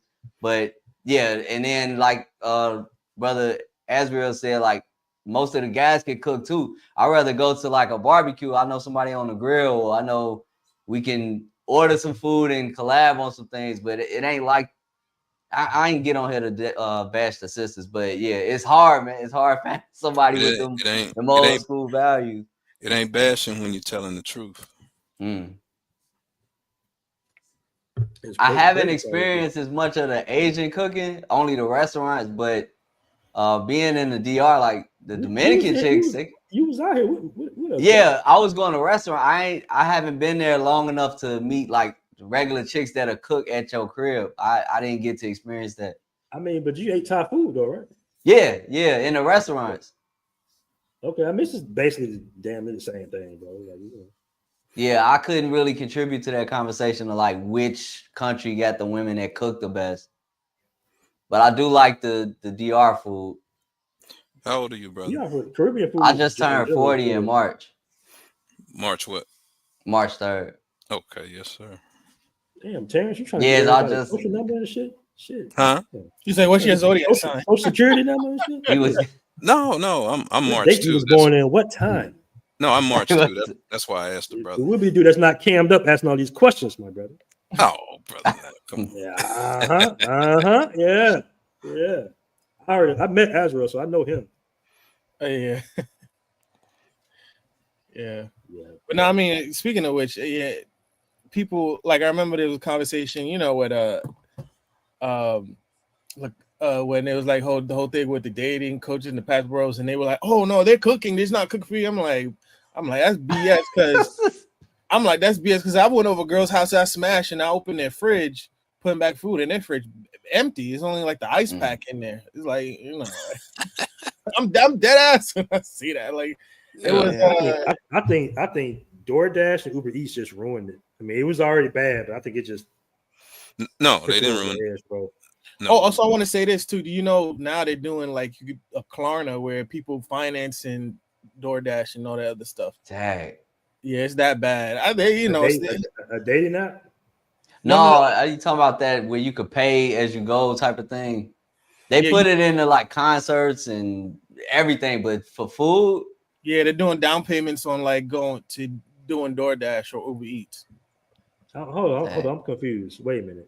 Okay, so remember how you said you paying like a subscription fee? They paying food notes instead of card notes. They paying food notes now. You said, remember how you said that when the girl spent over $100 on Uber Eats? Yeah, like they have it now where you can finance it. So it's like you putting down like 20 every month or something like that. Damn, America getting that expensive now. You got to finance food. Yeah, Uber Eats credit if you want to card. buy now, pay like later. That. Yeah, they got an Uber Eats credit card. Well, you know, essentially, a credit account. And here's the thing: they say I was listening on the news. Hold on.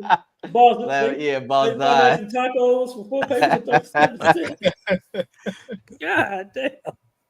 And you know, some people, I'm assuming like some people would rather do that than to just go to the grocery store and like hook it up themselves. Bro, it's not even that hard to cook. I mean, dude, a skillet, some coconut oil, right? Chicken. And you know what the crazy thing is? Hard, bro. Sometimes, depending on how the market is going, steak is cheaper than chicken sometimes. So you buy a slab of steak, it don't have to be the best cut. Get some eggs, boom, and some onions. That's your meal right there. Telling you, but you know. Yeah, some eggs, some onions. God damn, they make it like just rocket science or something. Like they're doing some chemical equation here. It's cooking. Laziness cost. Well, the home and the black home and black family's been destroyed, and there's no mother there to teach the art of cooking. It's an art that has to be passed down from generation to generation. It's still. I know people still married, bro. It's just a small. It's like the minority now. Like, say that again. I said I know black couples that's been married for a long time, raised their kids, cooking everything. It's just a minority. It's like maybe 30% now. No, sir. We got a 90% divorced single mom rate. Is it 90 now? It was 70 a few years ago. It's not 90. Combination of divorces and single moms and never married. Yep, it's 90%. It's 90. I thought it was 70. Yes. No, the divorce rate amongst black is 75%. Then you factor in the single moms. Black females are 70 to 75% of black single moms are 75% of black females are single moms before they're 22. Yeah, I heard that. Yeah, I heard that. Like, I'm about to look it up on ChatGPT. And what was the other one? Divorce. Black divorce rate. And you know what's the worst thing about that too is someone said, then women say they're exhausted from working to cook. This is the easiest time to cook, to learn how to do stuff. Like you got a dishwasher, right? Like it's funny because I never had a dishwasher growing up. But like one of my first jobs that I get, like coming out of college, they had a dishwasher at the place. I'm like, oh, word, say less. And don't forget, what are we on right now? There's a thing. Yeah. There's a thing you can get any recipe in the world called YouTube. What Right. I was just gonna say that. Yeah. So like to support your point, this is the easiest time in history to cook. You can bring who's a famous chef? Chef email Chef what's his name? Emerald. You can bring Emerald, you can bring Wolfgang Puck and have him sitting on your counter and telling you how to cook something. Right. Yeah, it's personal choices. Right. I've used YouTube recipes. I'm not saying I'm the best cook, but he said it before I could. Like that's an easy option that's available to any of us. So there's no such thing as an excuse. No such thing. If I do decide to go to a nicer restaurant, I'm usually gonna go for something that I never made myself. And if it's good, then I go back to YouTube and try to recreate that. Then you can put your own spin on it. Right. Customize it. It's funny you say that. I remember watching Julia Childs on Channel 13, my mom and Jacques Pepin. Right. You know, it's like that was a normal thing to like learn what your parents were doing too in the kitchen. Both my parents knew how to cook, so it wasn't like a thing of like, you know, oh, it was only resorted to the woman. You know, that's more of a thing of knowing how to feed yourself. Right. Survival. Yeah. Mm-hmm. I just put up these stats. Hold on, I just had it. Let me try it one more time. I just had his stats, the new, more recent stats. Let's see what we got here.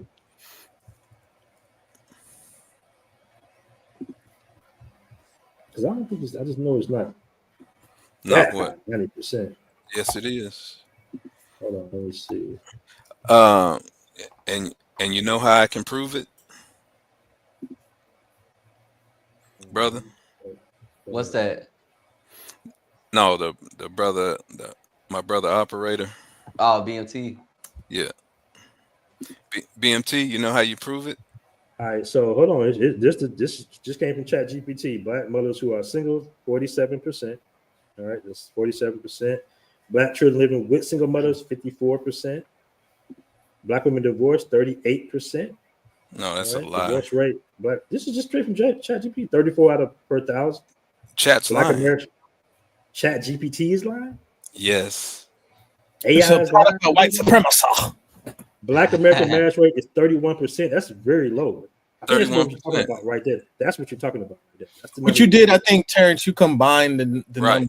Yes. But there's overlap though, because just because you combine numbers doesn't mean that they're both there's causation. There's correlation and causation, right? So you can't but you can't combine the numbers. That's like when women say, yes, you can. No. Let me explain. It's like saying when women say, oh, all the black men, there's no good black man because they're all in jail and gay. That's not combined. That's not numbers. That's philosophical.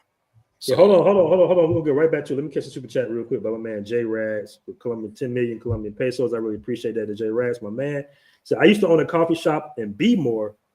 For 1 whole month, this young brother had a different date in my cafe 4 straight Saturdays. He was spending. Shout out to that brother. Yeah, right. All right, guys. What y'all saying about the single mother rate again now? Appreciate that, J Rags. I was saying you can't No, what you were saying was what you were saying was philosophical. What I was saying was raw data, numbers, and statistics. Those are two different things. No, it's what I was saying is like when black women say, oh, there's not enough good black men because they're in jail, they don't have education. That's not a stat. That's not a stat. No. But right. And what you're saying, they do say that. But the truth, let me give you the truth of what they mean when they say that. It is true. When they say there's no good black men, that's 100% true. But what they're leaving out, there's no good black men in their own experience. Yeah, but I'm talking about on the quantitative side. I understand what you're saying, but what I'm saying is, even if that hypothetically was true, it's like you conflating multiple. No, I don't conflate. No, let me finish. Go ahead. Okay. I'm trying to I'm about to land the plane. If they say, okay, like 10% of black dudes, let's say hypothetically say or LGBTQ, right? And then they say they add on 10% of 30% of that, 30, and then another 30% of black men don't have education, and then another 50% of that of those are unrelated topics. I didn't do that. I didn't do that. I'm trying to make a comparison. Is that with the numbers you can't, because there's overlap. You ever hear when in math and logical, there's conditions where you can have both of the things can be true at the same time. Yes. So what I'm saying is you can't quantify stats like that, because I'm not quantifying. Because for prime example, that same one where he says black mothers who are single, you can also say that same black mother who is single might have been divorced and had a child before marriage. Does that mean that you combine the 38% with the 47%? No. That's what I'm trying to explain. No, what did you say? Say that again. Okay. What I'm basically explaining is, let's say you see that. All right, let's say you have the two stats, right? You have black mothers who are single, then you have the other stat where it says divorce rate, right? So let's say a part of that divorce, you can't combine them because they're two different logical conditions, because you can have a woman who was a single mother, gets married, then gets divorced. Does that mean that you combine both stats? No, it just means that there's overlap. No, those stats don't fit. But let me ask you a question. Can you combine cake and ice cream? I think so. Those are two different things, but they go together. We have a black relationship problem. The black marriage has been destroyed. The black house has been destroyed. You can look at any city from California to New York and know that what I'm saying is 100% true. No, but you said 90%. That's a little. I know what I said. And to prove my point, the best proof of my point is my brother moderator here. Where does he live? Does he live in New York and Chicago? No. Call me moderator, man. BMT, bro. brother BMT, it is in Thailand. You are a passport bro. I'm a passport bro. That's the best proof in the world about how the black relationship, it doesn't exist anymore in America. We talking about, I said you can't even date anymore in America. You agreed. You spend your money here. You're wasting your money trying to date these crazy chicks. When you could say the best thing you could do is save your date money here and spend it overseas. You agreed with me. I'm not disagreeing with you. No, say it positively. It's not that you're not disagreeing. You're agreeing. No, it's not. Is hyperbolic though. No, it's not hyperbolic. No, it's not. Where did you get the relationship? 90%. Where's that number coming from? We have a 75% black divorce rate. Listen to a guy named Kevin Samuels or BGS Itmore, or Medium Man. Medium Man is a professional statistician. He'll tell you himself. We have a 75% divorce rate. That divorce rate is fluid, and we have the biggest. Black females have the biggest single mom rate on the planet. When you combine those two, having children, being married and having children, I think those go hand in hand. So they fit together like cake and ice cream, like beans and rice. There are things that you can combine. I'm not conflating or exaggerating. I want to know where you got the 90% from, though. I'm just a combination of 75%. And you factor in the single moms. You can't combine those. I just did. They just saying it's 38%.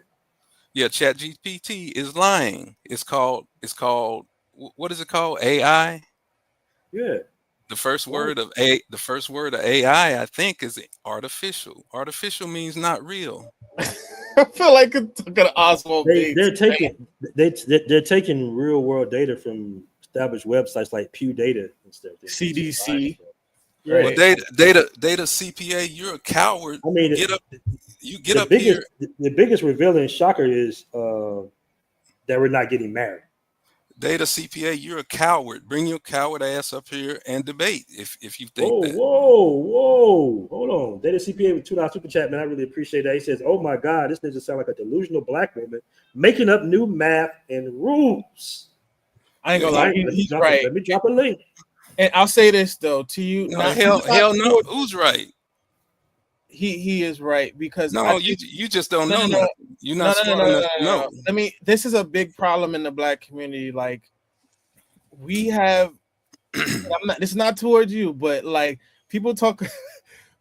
Math has done more damage to black people than police brutality. Math hadn't done anything. Math is neutral.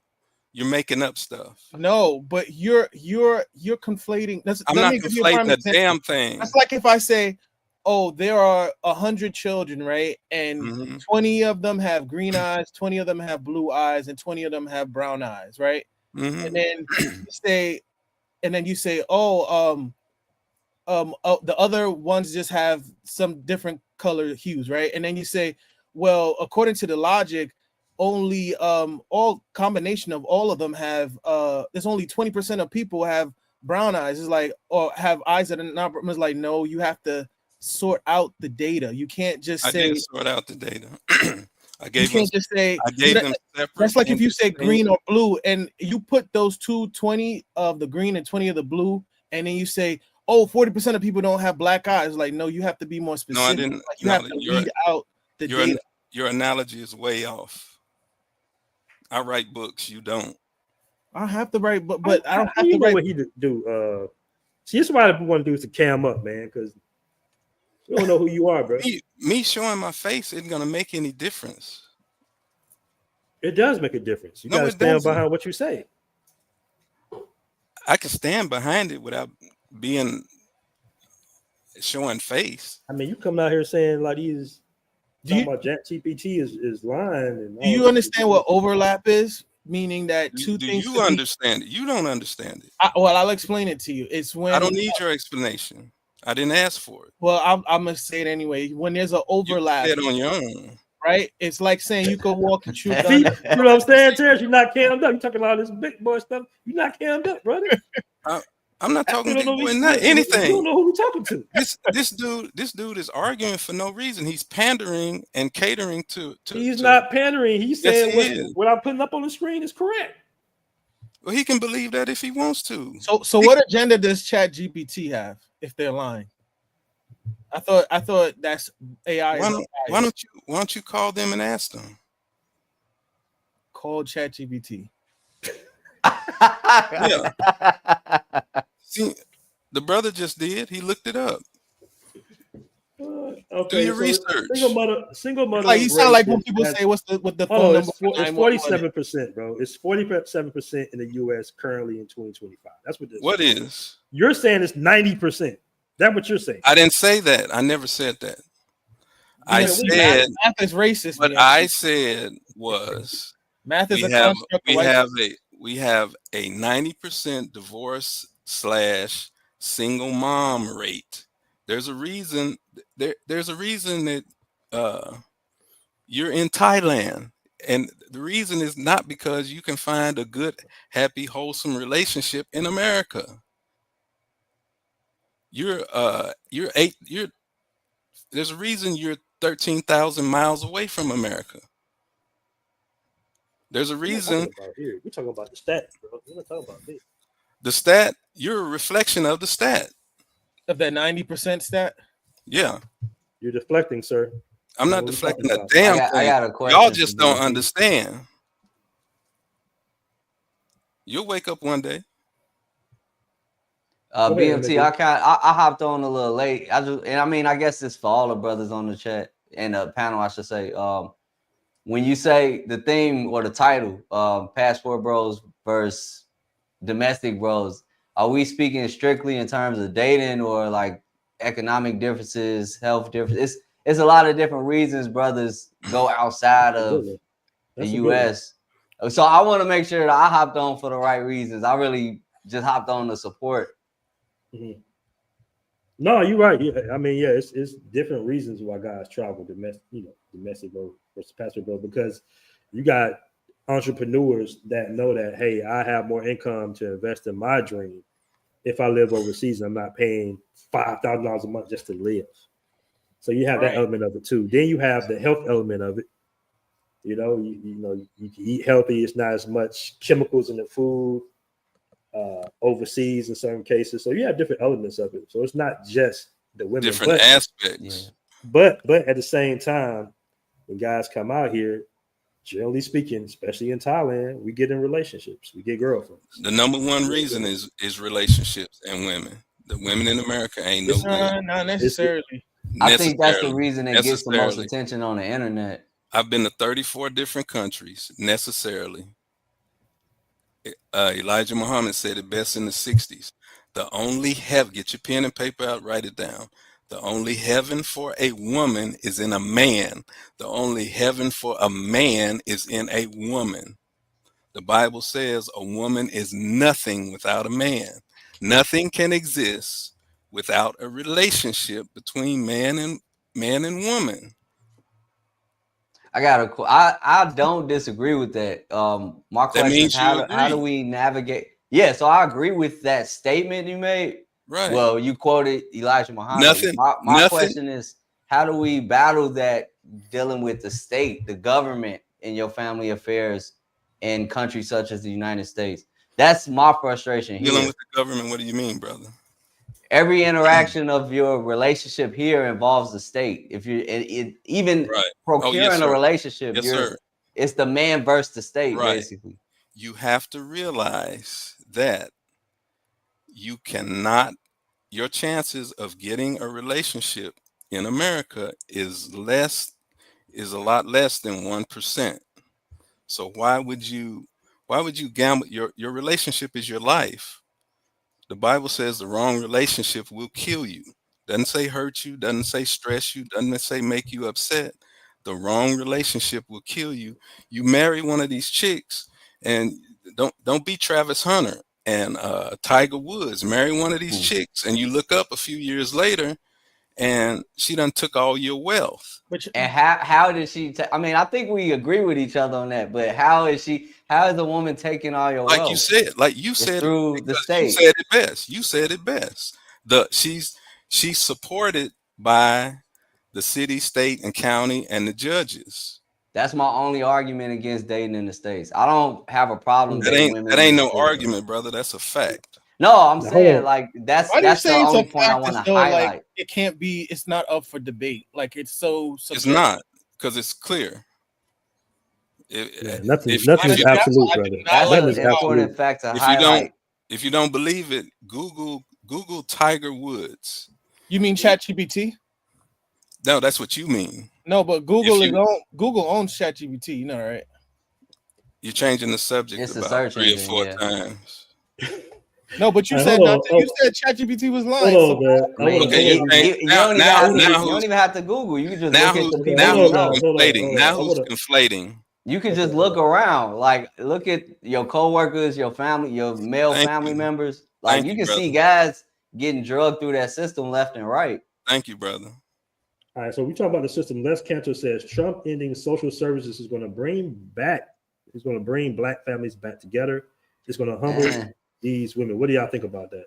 Nope, that's not going to happen. Unless the laws change in terms of no fault divorce. Too much damage. Too much damage has been done, and I'm gonna tell you who's not gonna let the black males and females get back together. Something called nature. These females got 6 kids on average. Hell no in the chat. God damn, y'all really against this? These average black females got 6 kids by 10 different dudes, and when they say, "Oh, we want a good man now," you think we're gonna come and take care of a house full of mismatched kids? No. God said in the Bible for a man to get a young virgin. So no, it's the war between black females and females, but between black males and females has destroyed the black relationship. They're not coming back together in America anymore. Damn, ChatGPT is owned by Microsoft. Okay. Brothers don't want no used up coochie. They want Hey, brothers want hey. coochie's not a cuss word, brother. Man, just the context you saying it though, brother. Yeah, the Can you say YouTube now? is real finicky with the verbiage we use, and it seemed like they only do that to us. Okay. You could look up police brutality. You could hear people getting cursed out, Right. people getting unalived and all that. But like us just having this conversation, we'll get demonetized if we using words they don't like. Okay.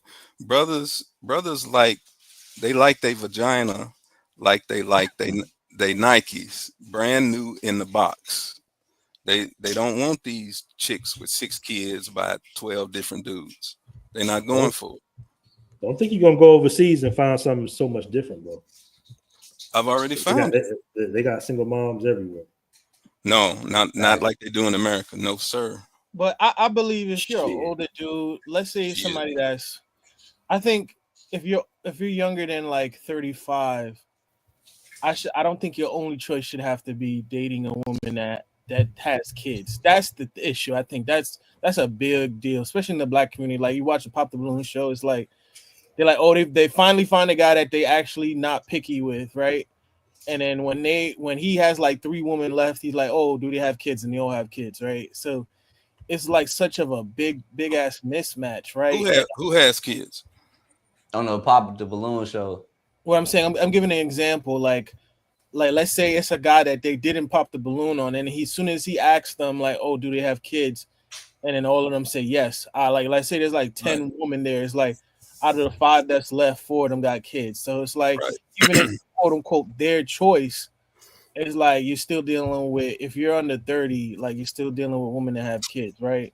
And that's one of my biggest issues. Another thing in the black community is we tell guys, oh, get your money to get this, that, and the third, but then it's like they don't tell women what to do. It's like they don't say, oh, save your, not necessarily in terms of sex, but save your having children for marriage. Like they always tell the men, oh, don't worry about dating, get your money up first, but then the woman could do whatever they want. I always prime example, one time I remember when Austin went on Obsidian's show and all the women kept coming up there saying, oh, when you go over to these other countries, you better not mess around and play with these women and this and that. I'm like, ain't that a snitch? Like, these are the same. These women got kids. They were allowed to do whatever they want. And mind you, this is around the time Lori Harvey was just got broke up with Michael B. Jordan. And it's like, I'm thinking to myself, Lori Harvey and Austin are like the same age. Yet everyone is telling her, live your life. You know, you're still young and this, that, and the third. And then they tell her also, oh, you better not play around with these women. You better take these women seriously. It's like everyone. No, go ahead. I'm sorry. No, go ahead. I'm just agreeing with you. Like every Colombia has an 84% single mother rate. God damn. 84%. Yeah, the single motherhood is, you'll find that somewhere everywhere if you're looking for it. But there are younger women with no children, and using the brother's case with Austin, like if he's that dating age, he's financially stable. Why does this entire society want to police the single black male with no kids? That I was just agreeing with you on that. Yeah, no, for real. I mean, it's supposed to be. I don't know if you guys know about Andrew Wilson. And he went on I forgot what's his name, but he was debating Tommy Lauren. He was like, what do women owe men? And I've heard people usually say that. Kevin used to say that too. Like he used to have a conversation, like, what do black women owe the black community, right? And in large, and no one can really give a definitive answer. They'll just gaslight you, say, oh, a man shouldn't expect anything from a woman. He should just naturally be a provider. And it's like, bro, that is such a turn off. And I think men are realizing, like, okay, if I'm supposed to have my stuff together and you're telling me that you don't owe me anything, That's why a lot of good guys are like, F it. Like, I'm not gonna work on myself, become the best version of myself, and I know there's nothing at the end of the rainbow.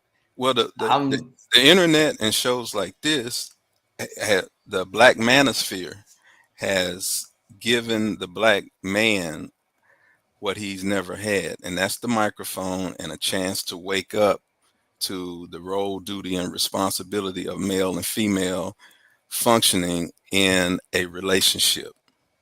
And that's why the females hated Kevin Samuels so bad, because he was waking brothers up. Brothers are waking up. And for the first time in history, it ain't no fun when the rabbit got the gun. And the first time this is the thing. I was on them panels early on before Kevin Samuels was even camming up, showing his face. I was on the BJS panels, and when I went on the panels, them dudes ran me off the panel. When I got back from Brazil in 2017, the guys were running me off the panels. So I was telling guys, hey man, we don't got to be in paralysis by analysis forever. We 8-hour streams talking about the problems with women. I said we can just go over here. Guess what? There are black women in Brazil. There are black women in Colombia. Come to find out, because a lot of times we didn't even know back then, unless you was ex-military or something, that is another women all over the planet. If that's your thing, so I got a lot of backlash early on with the Passport Bros thing, even from other brothers. But now they all like Passport. They catching on. Yeah, I was around during them times. I remember that. See, how do you? That's because you were what? A pioneer. There's a great saying out. How can you tell who a pioneer is? Look for the guy that's got a bunch of arrows in his back. So that's a good point. You paid the cost to be the boss with the hot sauce. And truth, I remember guys calling me a coward. Or what was it? Obsidian. Same. No. Not going back and forth with the dating coaches. Not Obsidian. It was what was the other guy on the panels, man? Officer Charles insulted me. Charles Faulkner? Yeah, he insulted me big time. He called me out, called me all types of names and shit, because they had this whole thing. They had this whole save the community at all costs. Yeah, they had this whole thing about young men going to the military. Being automatically, I said, I remember. About to give away their boys like that. They ain't about to give their boys away to the military. It's a nice idea, but without a father being in the home, how can it actually be activated? There's no father in the home. Right. Like, they're not listening to us. Okay, so it's like. Yeah, you know what I noticed with the black Cerulean. I think his name was Cerulean. Oh, Cerulean Gray. Yeah, they all dissed the hell out of me, bro. I never went on the beaches. You got to remember, black people are full of self-hatred. My own mother and father both tried to kill me. So yeah, you gonna catch some hell. Truth goes through 3 stages. First, it's mocked and scorned. Second, it's violently opposed. Third, it's accepted as true. Yeah, because I knew it. I said, bro, you came more. And then it's hijacked by the people that wanted to silence you in the first place. I saw what Kevin was trying to do, but you see how they took it. He was trying to correct. He was trying his best to point out the problems with their mind. He was trying to save the black relationship. He was trying to, and you saw how they did it. You saw the terrible videos they did after he passed, like rest in peace. Like, bro, you're hurting their feelings. You're coming from a logical standpoint as a man, so we understand you because we speak the same language. But a woman is thoughts processing through feelings. If you hurt her feelings, she generally shuts off. That's why you got to start early when they're young, when they're children, and it's the father and the mother and the parental group around them, the society around them, that really molds them before they go out into the world, so they can already have that grounding. Right? I'm a therapist, and what it did was it triggered our word, our word of the day and word of the night, word of the millennia is they're triggered because they've been traumatized. The destruction of the family has all these females traumatized. They've been the R word, they've been the M word, and they have no. When you don't have a father is the natural protector of the female, and there's a reason God said no sex before marriage, and that reason is whenever a female has sex with a man, she cannot wash his DNA out of her. It stays in her forever. That it's called chimera, if anybody wants to look it up. And females are fighting and argumentative and combative because dudes that she slept with, their sperm is still stuck up in her, and they're fighting. Those sperms are fighting for the control of that female. All right, I got a super chat by my man Raylan Ellis, $10 super chat, man. I really appreciate that. It says dating overseas makes your dating in the US better also. My ladies in the States are more attentive since I've been going back and forth to the DR.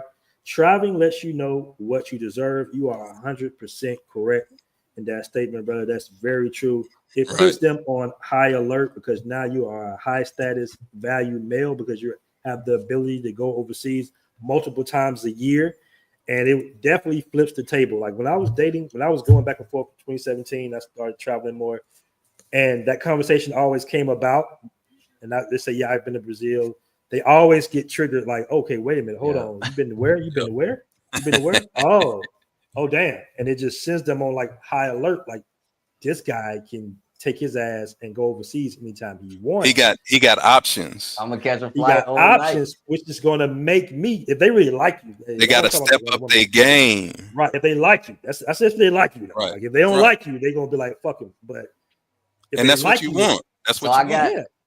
That's been my experience. That's why guys should be happy about the passport, bro. That's the thing. Right. I'm like, bro, it changes your energy, your vibratory frequency, and your energy is everything. It changes your vibe, it changes your aura, it changes your mindset. You're more well-rounded as a man. Yes, sir. More well-rounded. Yes, sir. And truthfully speaking, in some cases you're even more appreciative because now you know what real poverty is. Now we do have poverty in the United States.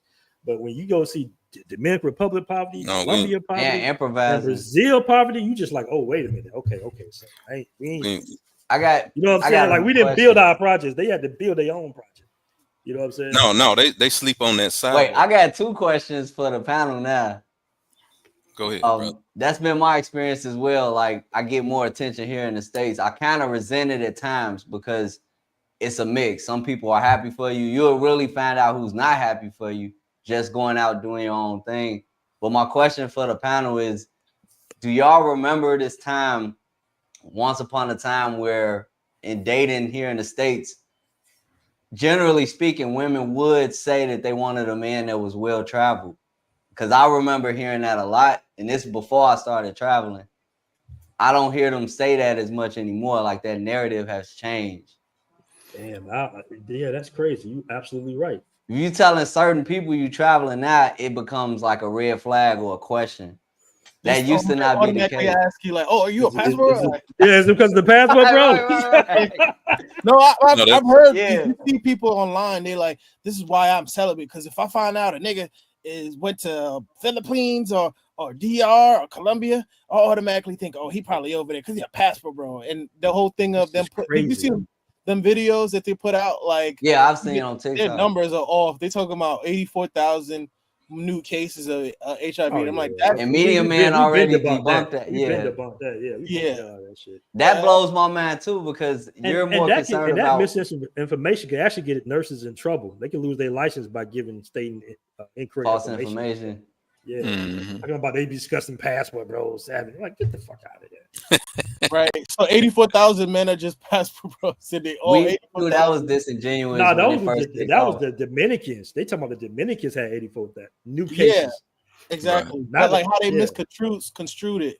But here's the thing: I always tell people there are more, and it's no diss towards your city, because I like Atlanta. It's very. No, it's all fair and love. Hey, I just New York all the time. Don't worry about it. No.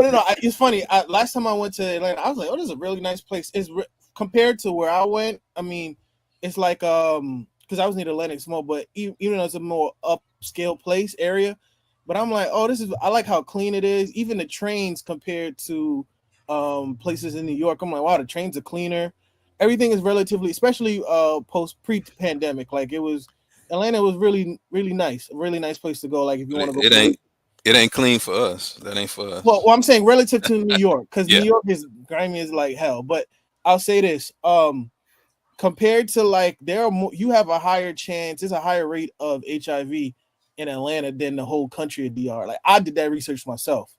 So it's like you can't really say, oh, it's just a. And then somebody said, guess what? The numbers are off. Yeah, in Houston for sure. Like it was a syphilis outbreak last summer. So I mean, hey, if there's any place that you can catch these diseases, it's definitely over here. Mm-hmm. Well, there's a word they got out called propaganda.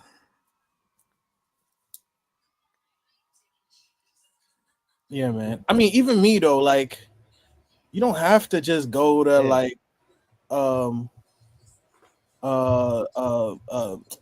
Central America or the Caribbean. Like, there's plenty of places you can go to that it's not the only place. And my thing is this: are there plenty of places you can go to. I'm not saying that I engage in that, but it's like the places where it's not just sex tourism that is rampant. I don't say rampant, but is significant in like a place like DR. It's not only in third world countries. It's you can go Germany is legal, Amsterdam is illegal. Like you'll be in the red light district, you don't even know that you're there because people will literally be walking by with their children. Look, it looks like low-key looks like you're in the middle of Park Slope if you ever been there. So it's like you're walking through, you won't realize that you're in the red light district until you see like a woman in bikini in the window. Yeah. When I be seeing the Europeans walking down Soy 6, they whole families, I just be like, okay. You know what I'm saying? I'm like, damn, okay, all right. Man Kevin Rose he says my Passport Bro shirt attracts a flock. Real talk. I remember somebody posted in a group. This was years ago though. Somebody posted in a group.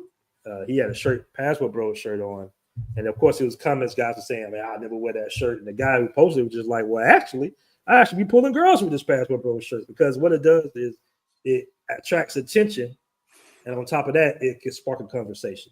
Because they're gonna say, "Oh, you're one of them Passport Bros, so you be doing this, you doing that," and you can say, "No, I don't do that. I do this. Actually, I have an investment or Airbnb over here that opens up that door to start talking." And they're just like, "Oh, okay, well." Because no matter what, curiosity. And women are like cats, bro. They are very curious. They'll be online. They'll be online dissing it, talking all that shit. But in person, they just be like, "Oh, okay, well, how many countries you been to? Well, what's your favorite country?" Now you open up that conversation. Why do y'all go over there? Yeah, just to put that conversation out there. Because if I was in America, I would definitely want my Passport Bro shirt. But I wouldn't give a damn. I'm like, whatever. I rock that bitch everywhere. Church, everywhere. I rock the hell out my Passport Bro shirt. You know? Yes, sir. The few times I've worn it, I've put it back in the bag like it's the airport. No, I wouldn't even do that. I mean, because I'm already all my information is public, so I just kind of roll with it. But I haven't had as many interactions with the ladies over the shirts or the hats as I have with other brothers. And I've seen brothers with shirts, and I just buy them a bill and shout them out. It's a network, so like it ties into this fellowship, and that I'm not saying it's non-existent in the States, but all of us are from different places, and we can be in a whole nother country. Well, we may not have even interacted at home, but because we speak the same language, we kind of recognize each other culturally. We'll network in ways that don't happen at home. We're united in the same cause. Yeah, I've seen that plenty of times. Yeah, it's true. Well, guys, it's been a long show, man. We've been rocking for almost 3 hours. I appreciate everybody coming on the Sunday rundown. We do these shows every Sunday. I guess it's Monday morning. It's Monday morning here, so it'll be Sunday evening. Sunday night, yeah. It's 11. Yes, it's almost 11 o'clock here in New York, yeah. Yeah. Oh, okay, yeah. So y'all like 11 hours. Okay. But yeah, guys, usually you got to cam up on the panel, but I know my man Azrael, we met actually in Colombia. We met in Columbia, Sweet Georgia, and then I don't know who Terrence is, so but appreciate everybody coming on the panel. I'm your passport brother. So okay. So we only got 2 more hours to go. Mr. Incognito. No, we're gonna close it up, man. I have one question, BMT. Thank you for having me on. But how long you gonna be out in Thailand, or you don't want to disclose that? I'm not quite sure, brother. I couldn't tell you that. But, hit me on. You got my WhatsApp, man. Hit me on WhatsApp, bro. You know what's crazy? I have the Passportbro app, and I pay the membership, and I don't even use it, and I'm traveling all over the place. I'd be so lazy to post on stuff. Oh, it's all good. Matter of fact, you can inbox me on the Passportbro's app. You got inbox them on there too. Yeah. But yeah, man, you gotta post on there, man, because we would be getting recommendations. People getting tips. We've been like really active lately too. We got a lot of guys on there being very active. So yeah, that's a cool thing. And as a matter of fact, man, I didn't upload anything last week because I was so busy on working on a new update. We got a new update coming down the line. So we're gonna have some more features. It's gonna be dope, man. Shout out to let you guys, you guys got to get the app. You guys got to get the app. It's $5 a month. That's pocket change. It's not even. It's less than a bacon, egg, and cheese in New York, right? And it's definitely worth it. And on top of that, you can make money on the app too. Yeah, it's a fully monetizable app, man. What we're working on now, it's not going to be on this most recent update, but the next update, we're working on putting guys' online stores more to the forefront, so we can have a supportive community. Because we know a lot of dudes do like a lot of e-businesses. I got one guy that's on the app. He has a clothing line. It's a dope clothing line. But the thing about social networks now is like Instagram. Now you got to pay. It was a magical time in social network like Instagram when it was still getting its revenue together. Yeah, you could like market your stuff and then you would make sales off Instagram. So we're bringing that back. We're bringing e-stores back to the forefront. So that's going to be the next update. But guys, if you haven't already downloaded the Passportbros app, make sure you download. You can actually download it free, but if you want to be a part of the membership, it is $5 a month. Where is it? It's in the App Store and Apple Store. So it's in Google Play. If you're on Android, it's on Play Market or Play Store, and of course, it's in the App Store. Cool. All right. It may be. So next time, Terrence, nice. You got to come up next time, my brother.